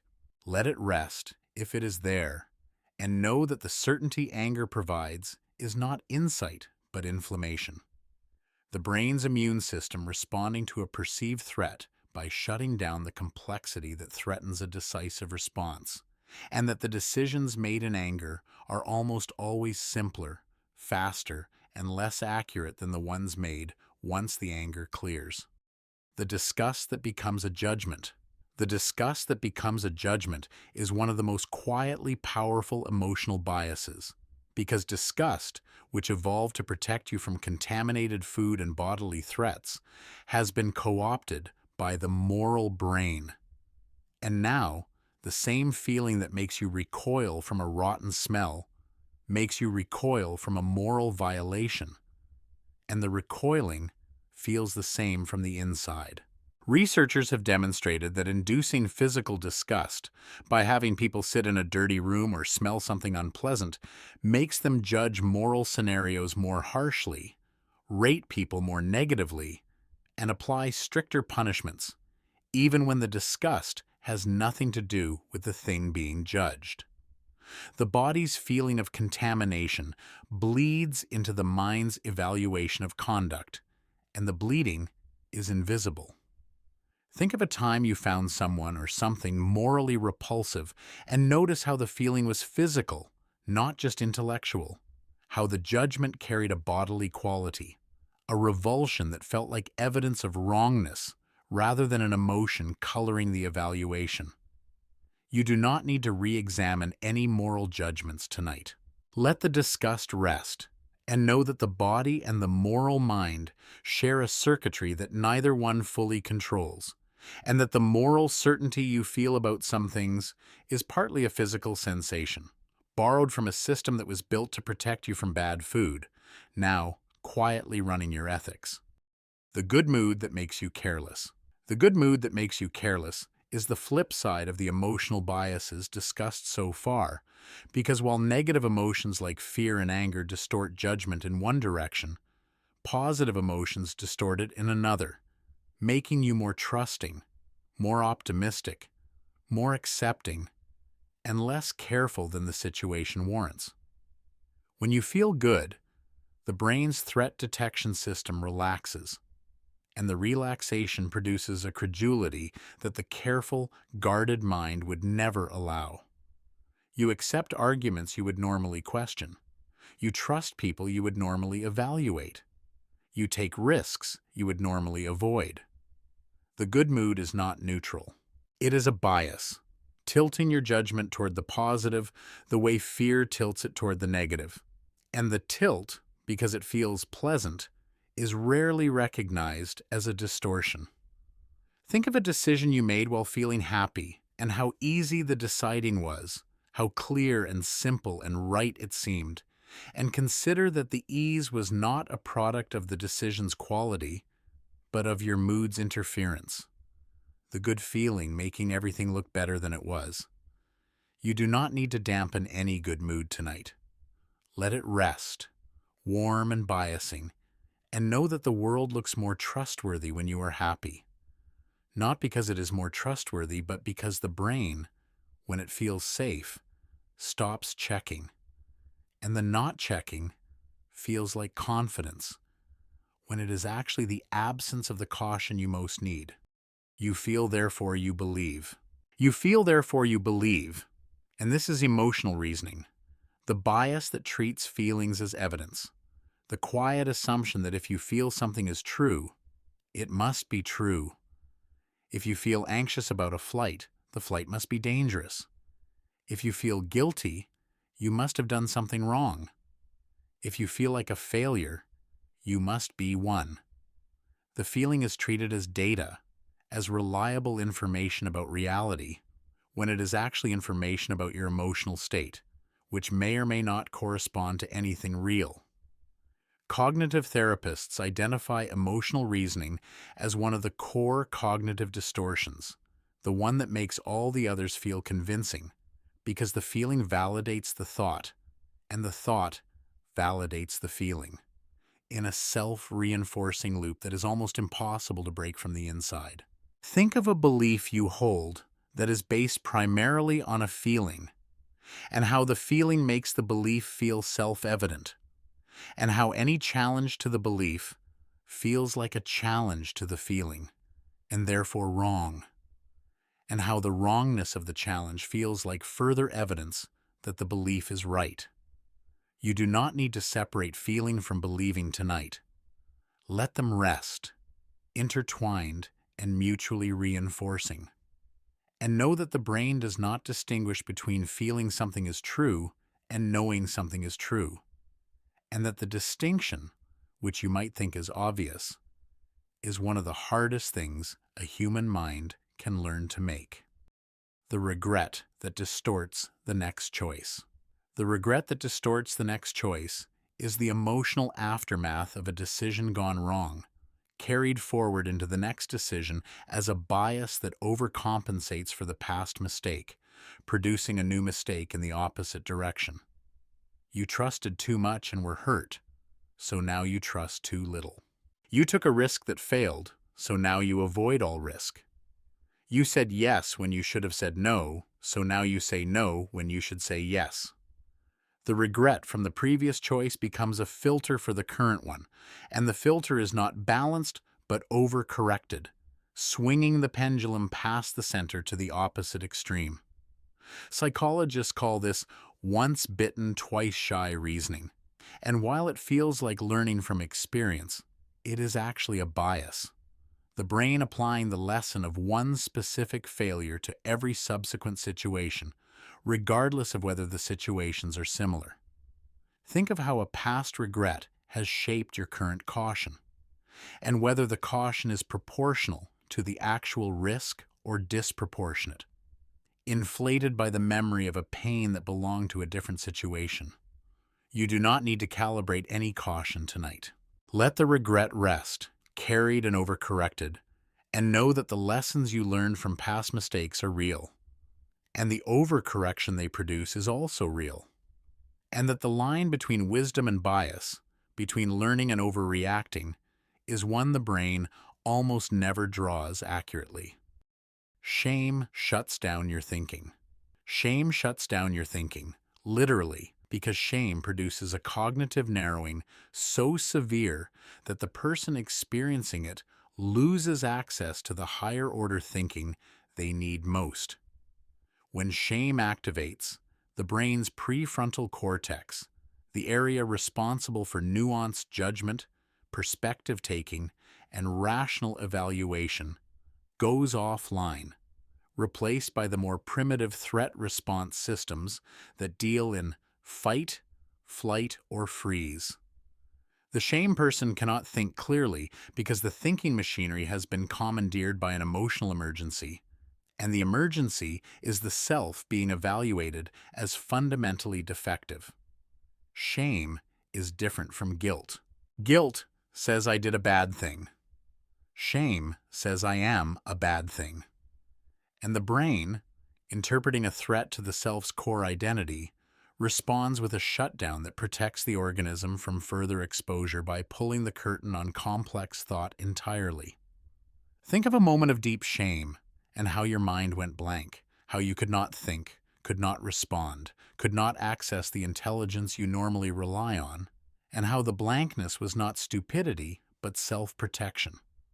The brain shutting down the higher functions to prevent further damage. You do not need to think through any shame tonight. Let it rest, and know that the moments when you could not think were not failures of your mind, but activations of a defense system so powerful it sacrificed your intelligence to protect your identity. The envy that rewrites your values. The envy that rewrites your values is one of the most quietly transformative emotional biases, because envy does not just make you want what someone else has. It makes you value what someone else has, shifting your own preferences, goals, and sense of what matters to align with what the envied person possesses. Before the envy, you did not want the thing. After the envy, you do. And the wanting feels like a genuine preference rather than a reaction to someone else's having. Researchers have shown that exposure to people who have more, whether in person or through social media, systematically shifts the observer's values toward the things the enviable person possesses. Not because the observer evaluated those things independently, but because the envy performed the evaluation for them, installing a desire that was not there before. Think of something you want and ask whether you wanted it before you saw someone else have it, and whether the wanting arrived as a genuine preference or as a reaction to the comparison. You do not need to want anything less tonight. Let the envy rest, and know that some of the things you most desire are not products of your own values, but imports from other people's lives, installed by an emotional bias that rewrites what you care about to match what you lack. And that the wanting, however real it feels, may have been authored not by you, but by the comparison. The guilt that makes you say yes. The guilt that makes you say yes is the emotional override that turns compliance into a reflex, because guilt, once activated, produces such discomfort that the brain will agree to almost anything to make it stop. The mechanism is simple. Someone makes you feel guilty, intentionally or not, and the guilt creates an internal pressure to relieve the feeling. And the fastest relief is to comply, to say yes, to do what the guilt-inducing person wants, not because you agree, but because the no would cost more emotional energy than the yes. Manipulators understand this instinctively, using guilt as a lever to extract compliance that logic and persuasion could never achieve. But the bias is not only exploited by manipulators. It runs automatically in every relationship where guilt is present, producing patterns of compliance that the person does not recognize as coerced because the coercion comes from inside. Think of the last time you said yes because saying no felt too guilty, and how the yes felt like a choice when it was actually the path of least emotional resistance. You do not need to say yes or no to anything tonight. Let the guilt rest, and know that many of the agreements you have made in your life were not products of your judgment, but products of your discomfort. The brain choosing the action that stopped the guilt, rather than the action that served your actual needs. Nostalgia lies to you beautifully. Nostalgia lies to you beautifully, and this is the emotional version of rosy retrospection discussed earlier, but deeper. Because nostalgia does not just edit the past, it weaponizes it against the present. creating a comparison between a golden yesterday that never existed and an inadequate today that never had a chance. The nostalgic mind is not remembering. It is composing, assembling the best moments of the past into a highlight reel and comparing the present's unedited dailiness against it and the present, measured against a curated fantasy, always loses. Psychologists note that nostalgia serves a genuine psychological function, connecting us to our sense of continuity and meaning. But the cost is a chronic undervaluation of the present, a feeling that things were better before that is based not on evidence, but on the selective beauty of the filter. Think of the era you feel most nostalgic for, and ask whether you felt nostalgic for an even earlier era while you were living in it. And notice how the pattern reveals itself, each present becoming a disappointing comparison with a past that only became golden after it ended. You do not need to resist any nostalgia tonight. Let it rest, beautiful and dishonest, and know that the golden past you long for is a composition, not a recording, and that the present, which feels ordinary, is almost certainly being remembered right now as someone else's golden age. Anxiety predicts what never happens. Anxiety predicts what never happens, and this is one of the most exhausting biases the brain produces, the tendency to generate vivid, detailed, emotionally convincing predictions of future catastrophe that almost never materialize. The anxious mind is a prediction machine running on worst-case fuel, and its predictions are so detailed and so emotionally charged that they feel like previews of actual events, rather than the manufactured scenarios they are.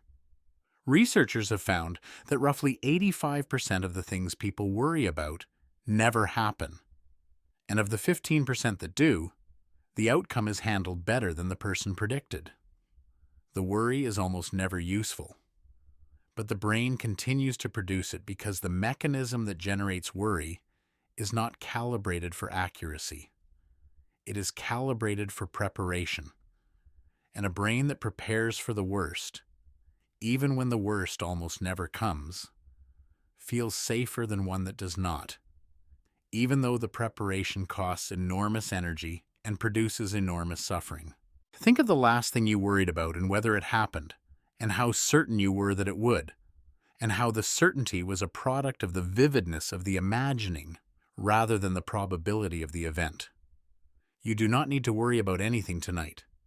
Let the predictions rest, vivid, and almost certainly wrong, and know that the future your anxious mind showed you is not the future that is coming, but the future it manufactured, detailed and terrifying, and, in 85 cases out of 100, a fiction. The emotions that think for you.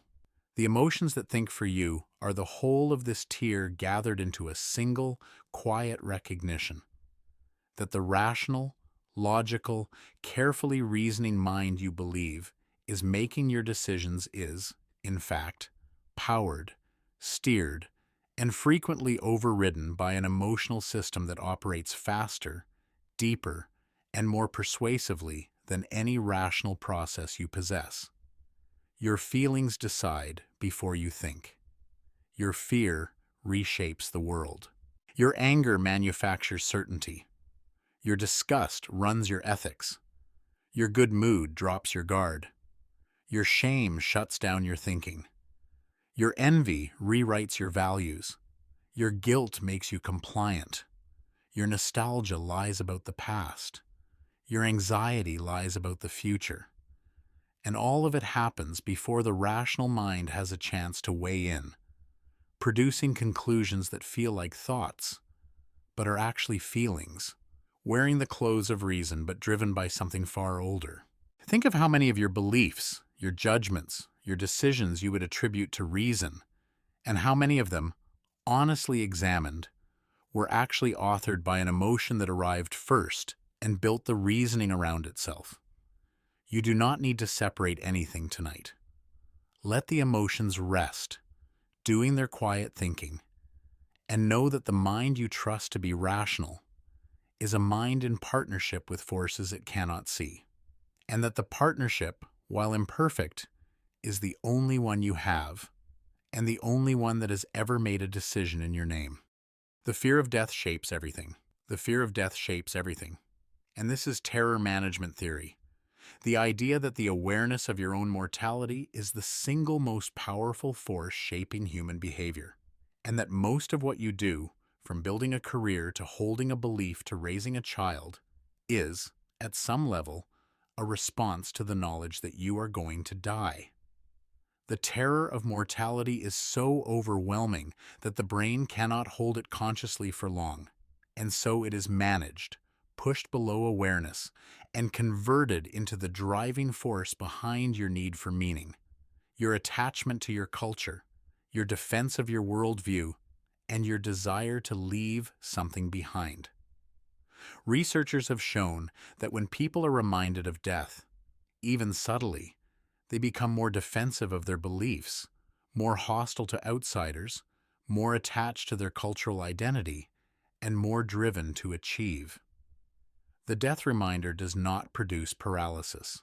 It produces motivation, the frantic, hidden energy of a creature that knows its time is limited and is building furiously against the clock. Think of how much of your striving, your achieving, your believing is quietly powered by the awareness, buried but never absent, that all of it will end. You do not need to face any mortality tonight.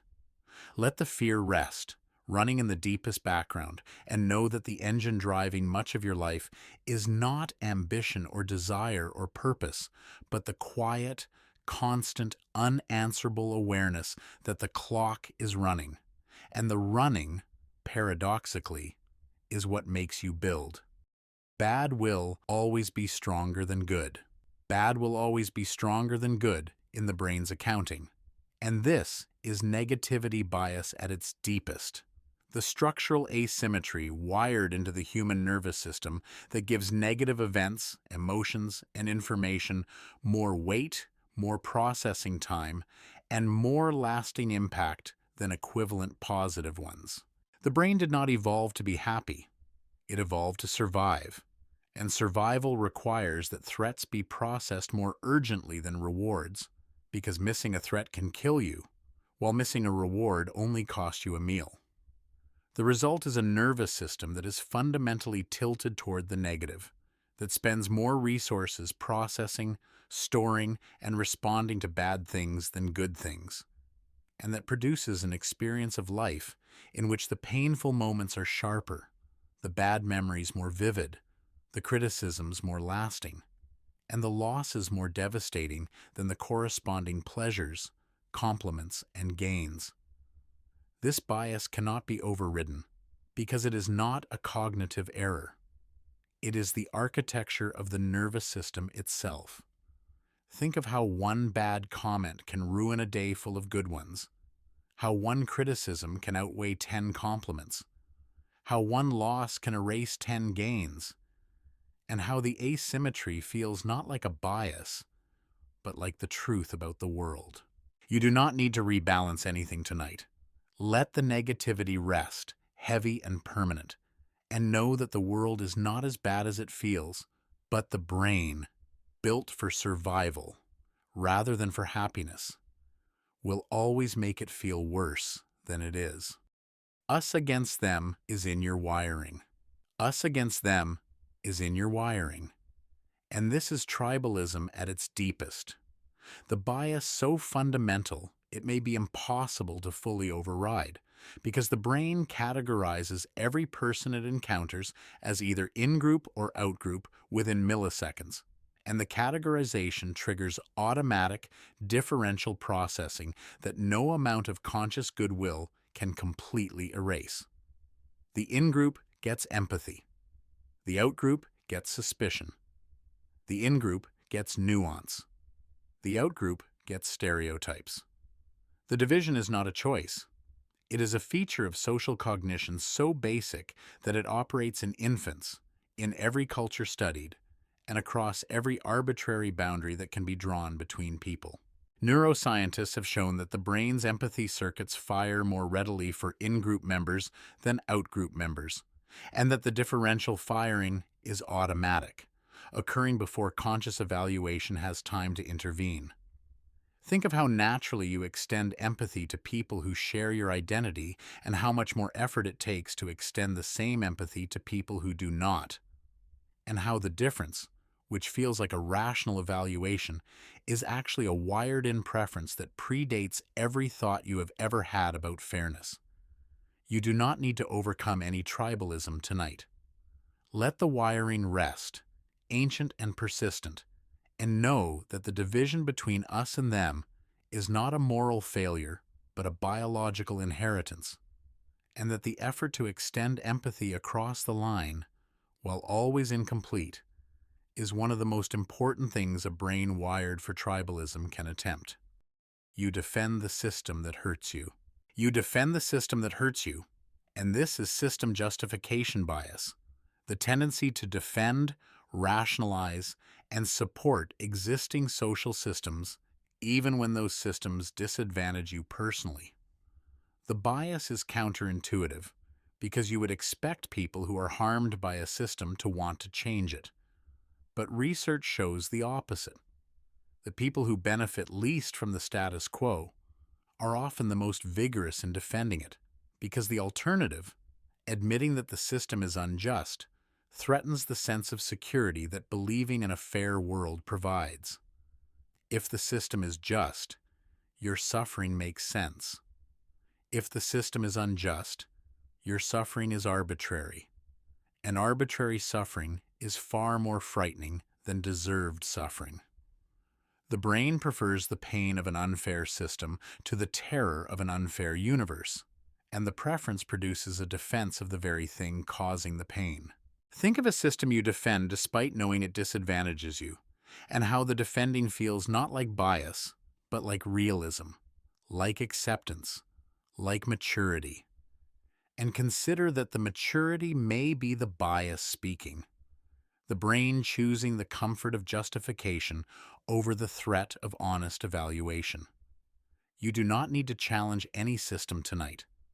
Let the justification rest, and know that the defense you feel for the way things are is not always a product of the way things should be, but sometimes a product of the brain's deep, desperate need to believe that the world it lives in makes sense. You assume tomorrow looks like today. You assume tomorrow looks like today. And this is normalcy bias, the tendency to believe that because things have always been a certain way, they will continue to be that way, and to underestimate both the probability and the impact of a major change. The bias is strongest precisely when a major disruption is most likely, because the brain, having no experience of the disruption, cannot imagine it. And the failure of imagination becomes a prediction that the disruption will not occur. People in the path of natural disasters often fail to evacuate because they assume the situation will remain normal. Investors hold failing positions because they assume the market will recover. Relationships continue past their breaking point because both parties assume the relationship will persist. The assumption of continuity is not based on evidence. It is based on experience. And experience, by definition, cannot include events that have not yet happened.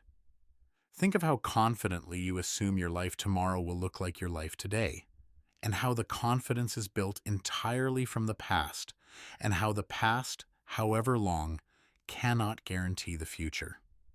You do not need to prepare for anything tonight. Let tomorrow rest, assumed and unknown, and know that the confidence you have in the continuity of your life is a product of a brain that predicts, by repeating, that assumes the future will be a copy of the past, and that is, reliably, most wrong precisely when it matters most. More people means less help. More people means less help, and this is the bystander effect, one of the most disturbing biases in social behavior. The finding that the more people who witness an emergency, the less likely any individual is to help. The presence of others does not increase the chances of assistance. It decreases them because each person, seeing that no one else is acting, concludes that the situation must not be an emergency, or that someone else will handle it, or that their help is not needed. The responsibility is diffused across the crowd, and the diffusion means no one takes it. Researchers have documented this in dozens of studies, from lab emergencies to real-world crises, and the pattern is robust, that a single witness is far more likely to help than one witness among many. The bias is not about callousness. It is about social calibration, the brain reading the inaction of others as information and adjusting its own response accordingly. Think of a time you saw something wrong and did not act because others were present and also not acting, and how their inaction gave you permission for your own, and how the permission felt reasonable when it was actually the bystander effect operating as designed. You do not need to help anyone tonight. Let the crowd rest, each member looking at the others, and know that the diffusion of responsibility is automatic, powerful, and the reason so many people in need are surrounded by help that never arrives. You see everyone's bias but your own. You see everyone's bias but your own. And this is the bias blind spot, arguably the most important bias of all, because it is the one that protects all the others from being corrected. You can see the biases in other people clearly. You can identify their irrationality, their prejudice, their distorted thinking with impressive accuracy. But when you turn the lens on yourself, the biases disappear, because the brain evaluates its own processes from the inside. And from the inside, bias thinking feels exactly like clear thinking. The bias blind spot has been measured directly, with researchers showing that people rate themselves as significantly less biased than the average person, even after being educated about biases, even after demonstrating biases in their own judgments. The education does not help. The awareness does not help. The blind spot persists because it is not a failure of knowledge, but a structural limitation of the system. The inability to observe your own cognitive processes while they are operating. Think of how easily you spot bias in others and how rarely you detect it in yourself, and how the asymmetry feels like evidence of your objectivity rather than your blind spot. You do not need to examine yourself tonight. Let the blind spot rest, and know that the most dangerous bias is the one that makes you believe you do not have any, and that the person most convinced of their own rationality is often the person whose biases are running most freely, protected by the one bias that keeps all the others safely out of sight. You only see the ones who survived. You only see the ones who survived, and this is survivorship bias, the systematic error of studying only the successes and drawing conclusions that ignore the failures because the failures, by definition, are not visible. You study successful entrepreneurs and conclude that risk-taking works, ignoring the thousands who took the same risks and lost everything. You study old buildings and conclude they were built better, ignoring the thousands of old buildings that fell down and are no longer there to be studied. You study people who recovered and conclude the treatment works, ignoring the ones who did not recover and are not around to be counted. The survivors are visible. The dead are not. And the visibility of the survivors produces a world that looks more hopeful, more fair, and more responsive to effort than it actually is. Think of a success story that inspired you and ask how many identical attempts failed invisibly, how many people did the same thing and got a different result, and how the story of the one who made it is not evidence that the method works, but evidence that someone survived. You do not need to adjust any inspiration tonight. Let the survivors rest, visible and celebrated, and know that behind every success you admire is a graveyard of identical attempts you will never see, and that the confidence you draw from the visible winners is built on the invisible foundation of the many who did the same thing and quietly disappeared. Evidence against you makes you stronger. Evidence against you makes you stronger. And this is the backfire effect, one of the most frustrating biases for anyone who believes that facts should change minds. When a person is presented with evidence that contradicts a strongly held belief, the evidence does not weaken the belief. It strengthens it, as though the belief, threatened, drew the wagons around itself and dug in deeper, treating the contradiction as an attack rather than information. Researchers have demonstrated this with political beliefs, health beliefs, and conspiracy theories, showing that correction attempts not only fail, but actively backfire, leaving the person more convinced than before the correction was attempted. The mechanism is identity protection. When a belief is tied to your sense of who you are, evidence against the belief becomes evidence against you, and the brain, protecting the self, rejects the evidence and reinforces the belief.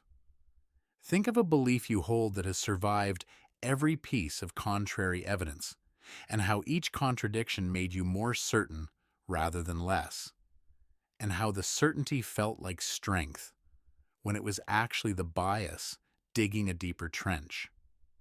You do not need to change any belief tonight. Let the backfire rest, and know that the strongest beliefs in your mind may be strong not because they are true, but because they have been attacked. And the attacking, rather than weakening them, welded them to your identity in a bond that no amount of evidence can reach. Your mind cannot hold a contradiction. Your mind cannot hold a contradiction.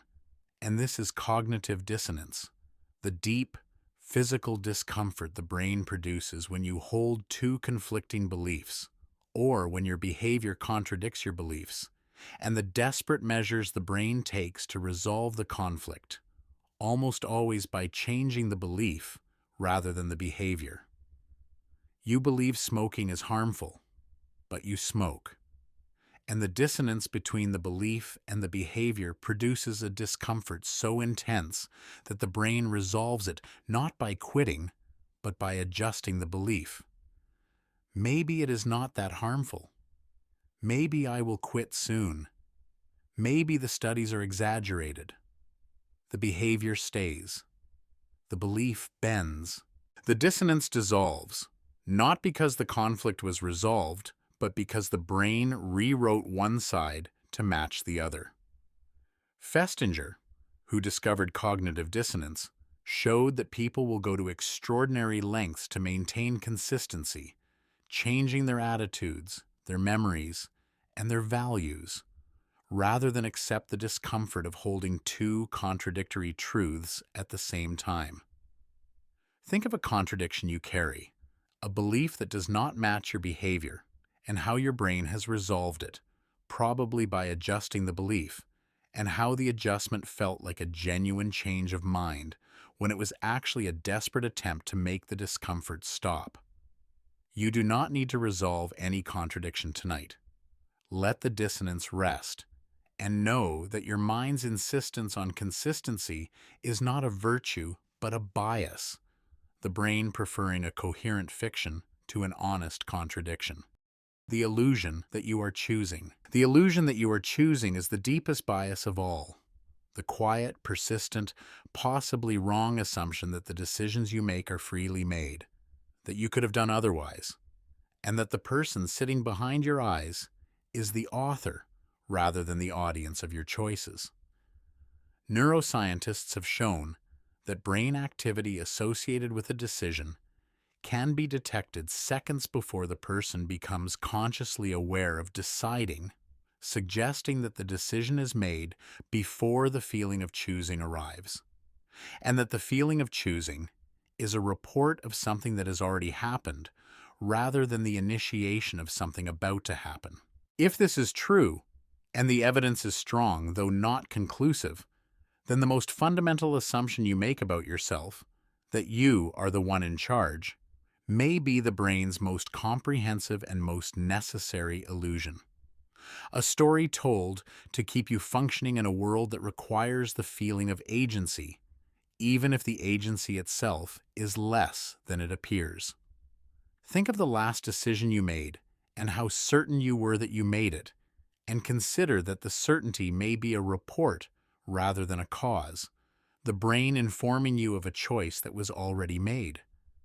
You do not need to question your agency tonight.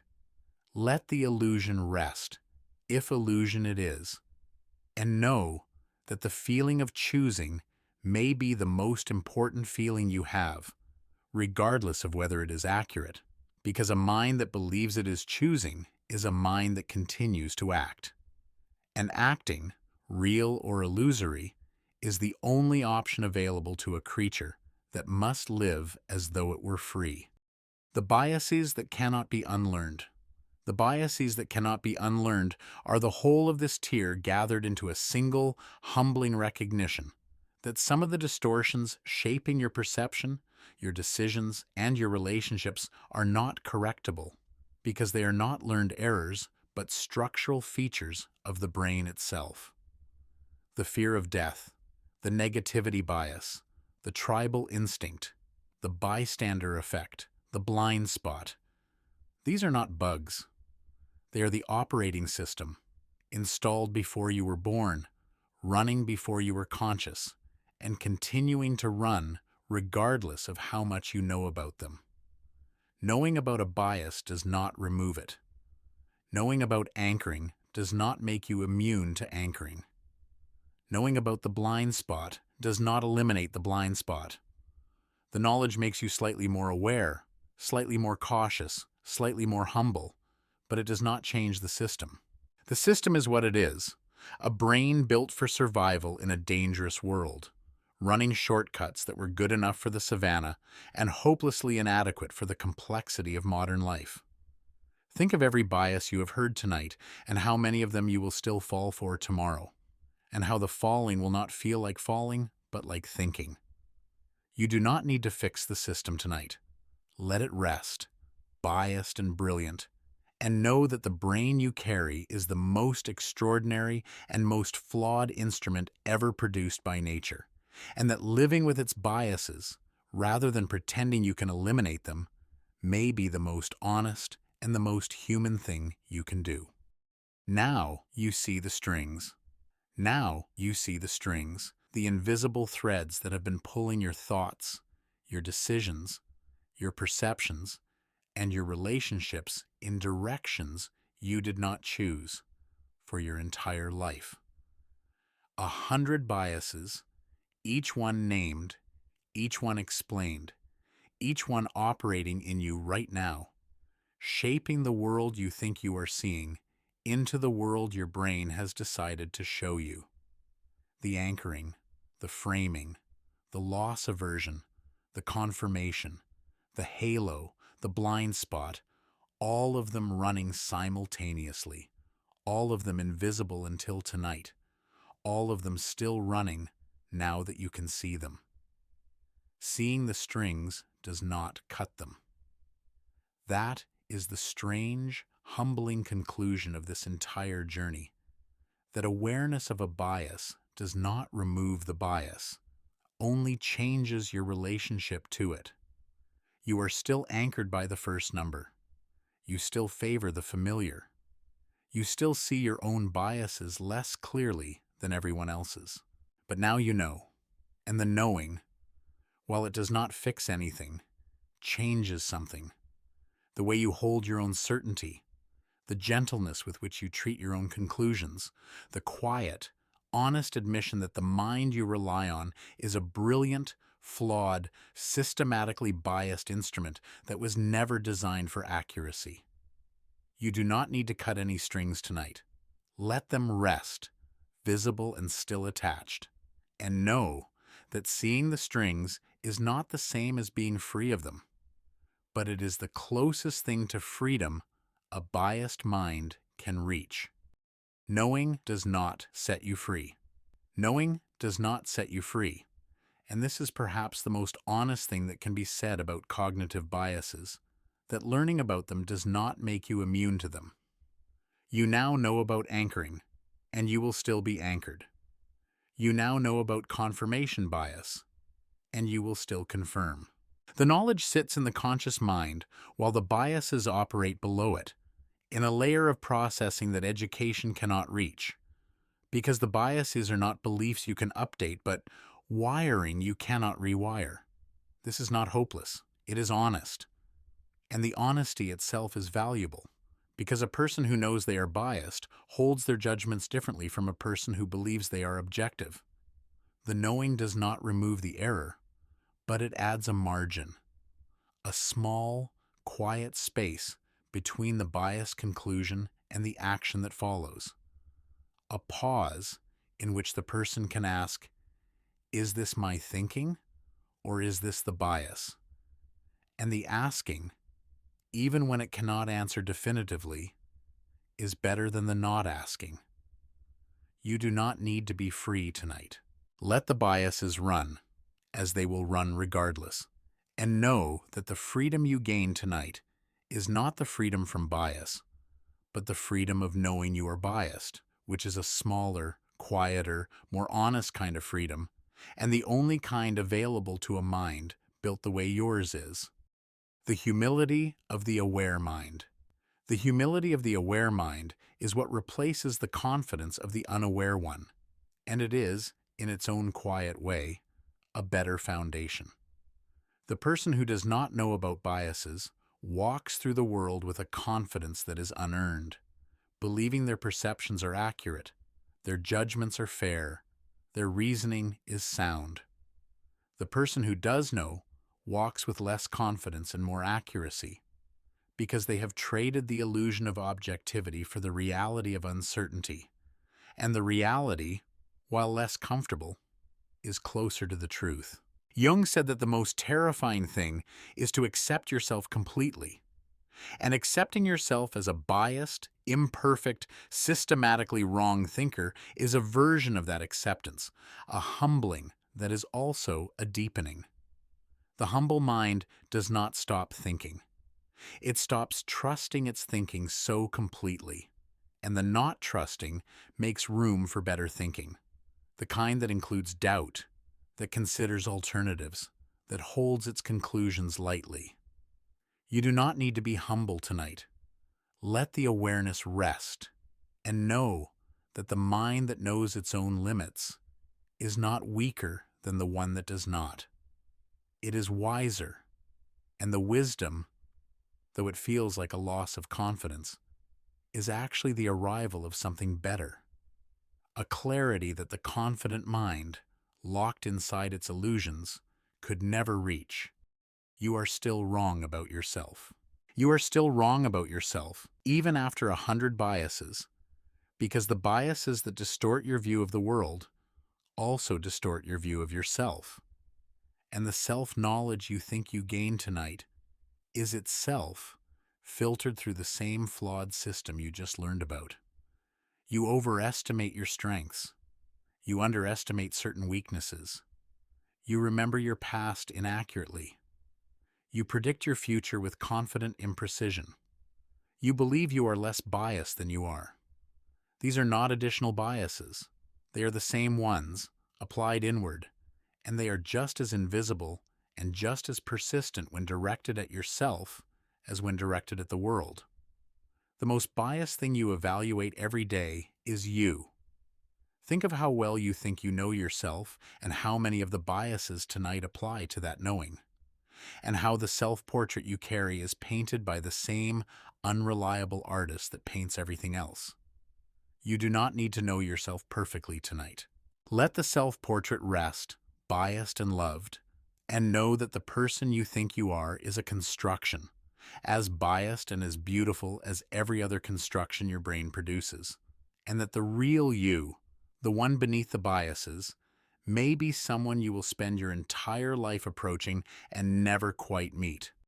The freedom in admitting the flaw.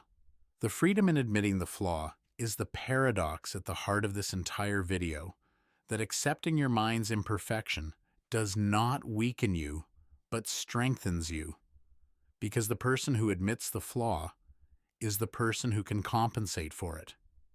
while the person who denies the flaw is the person controlled by it. Every bias in this video has one thing in common.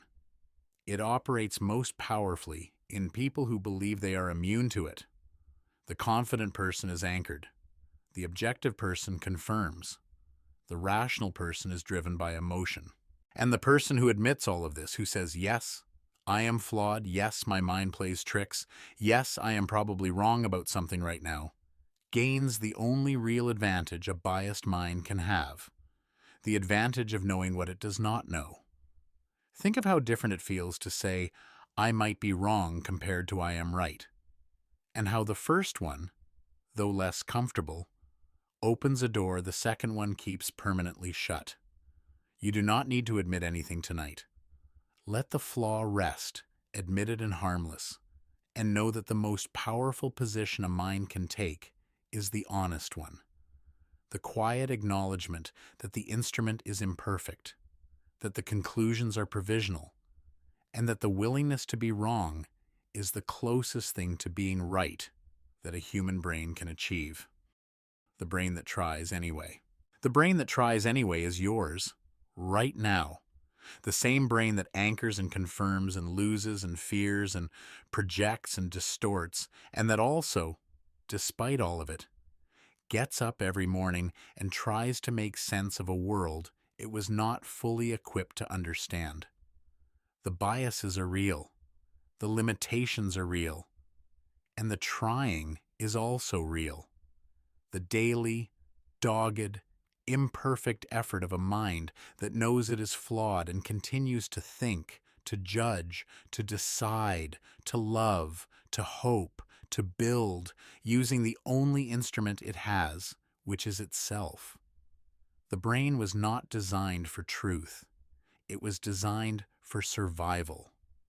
And yet it reaches for truth anyway, stretching beyond its design, trying to see more clearly than it was built to see.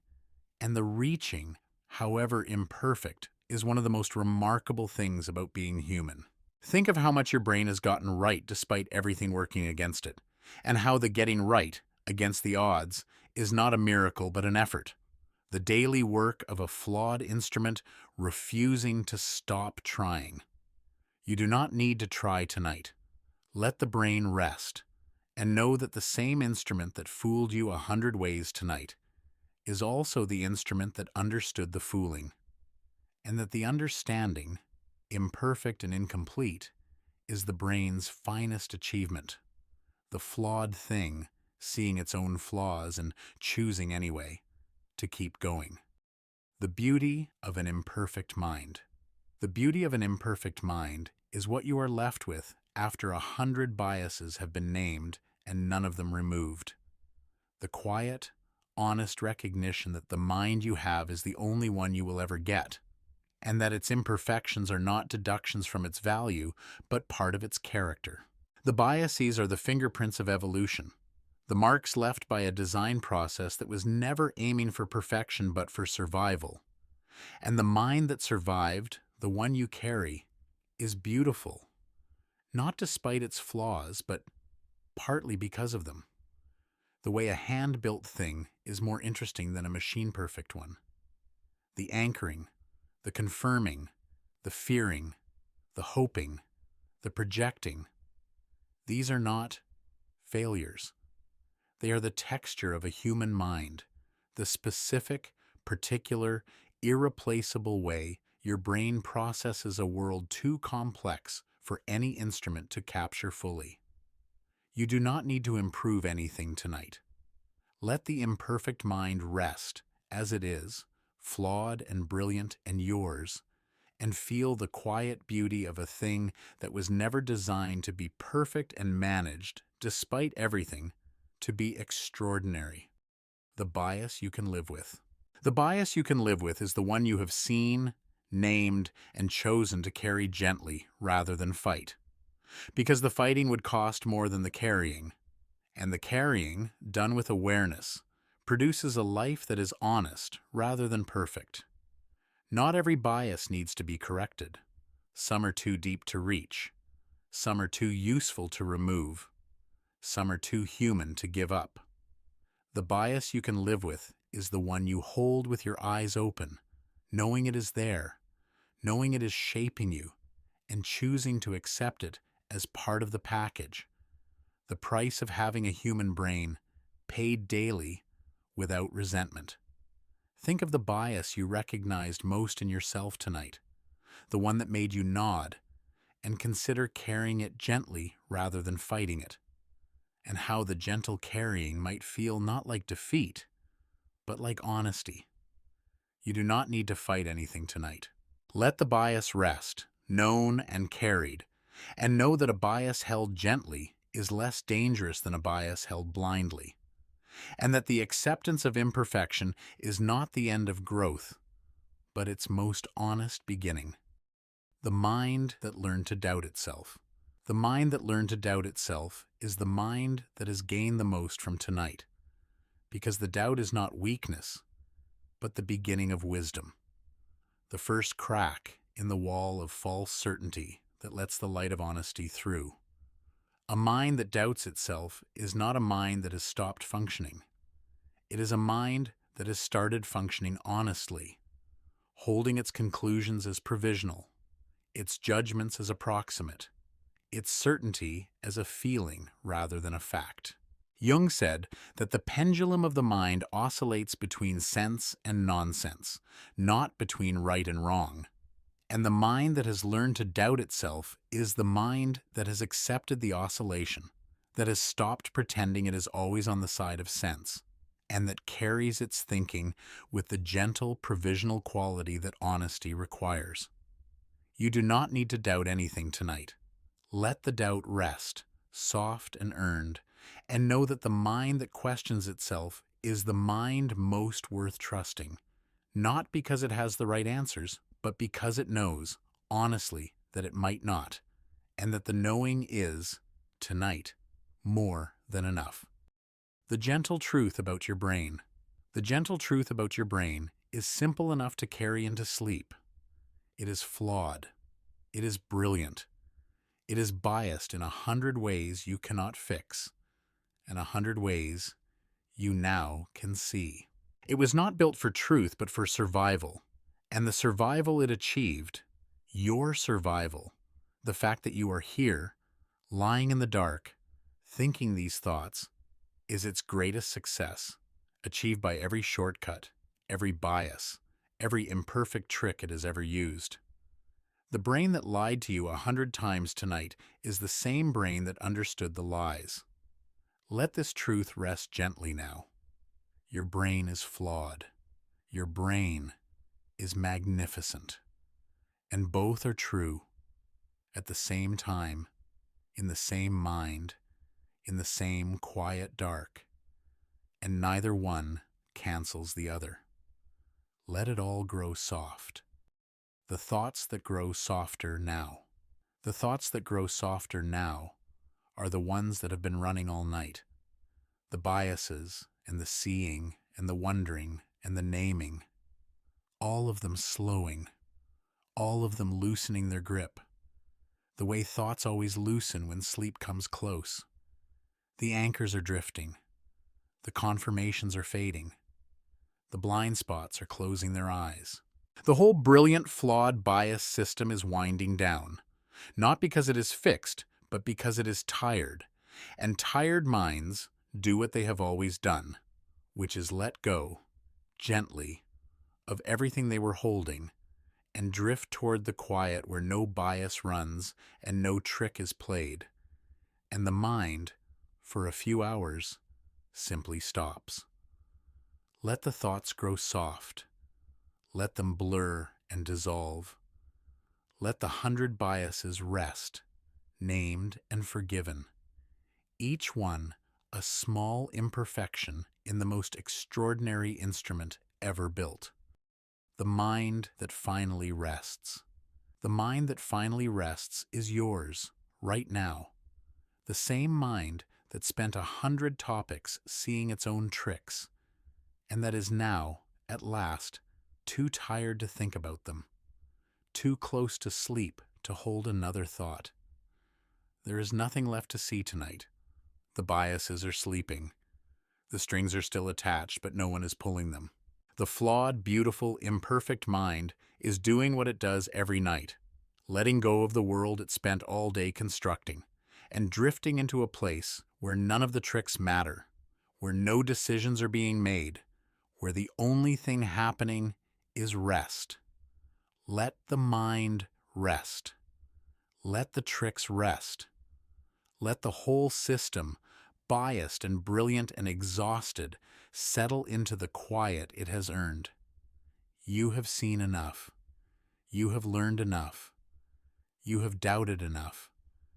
And now there is nothing left but this: the dark, the warmth, the gentle weight of tiredness, and a mind that has, at last, permission to stop thinking and simply, finally, sleep.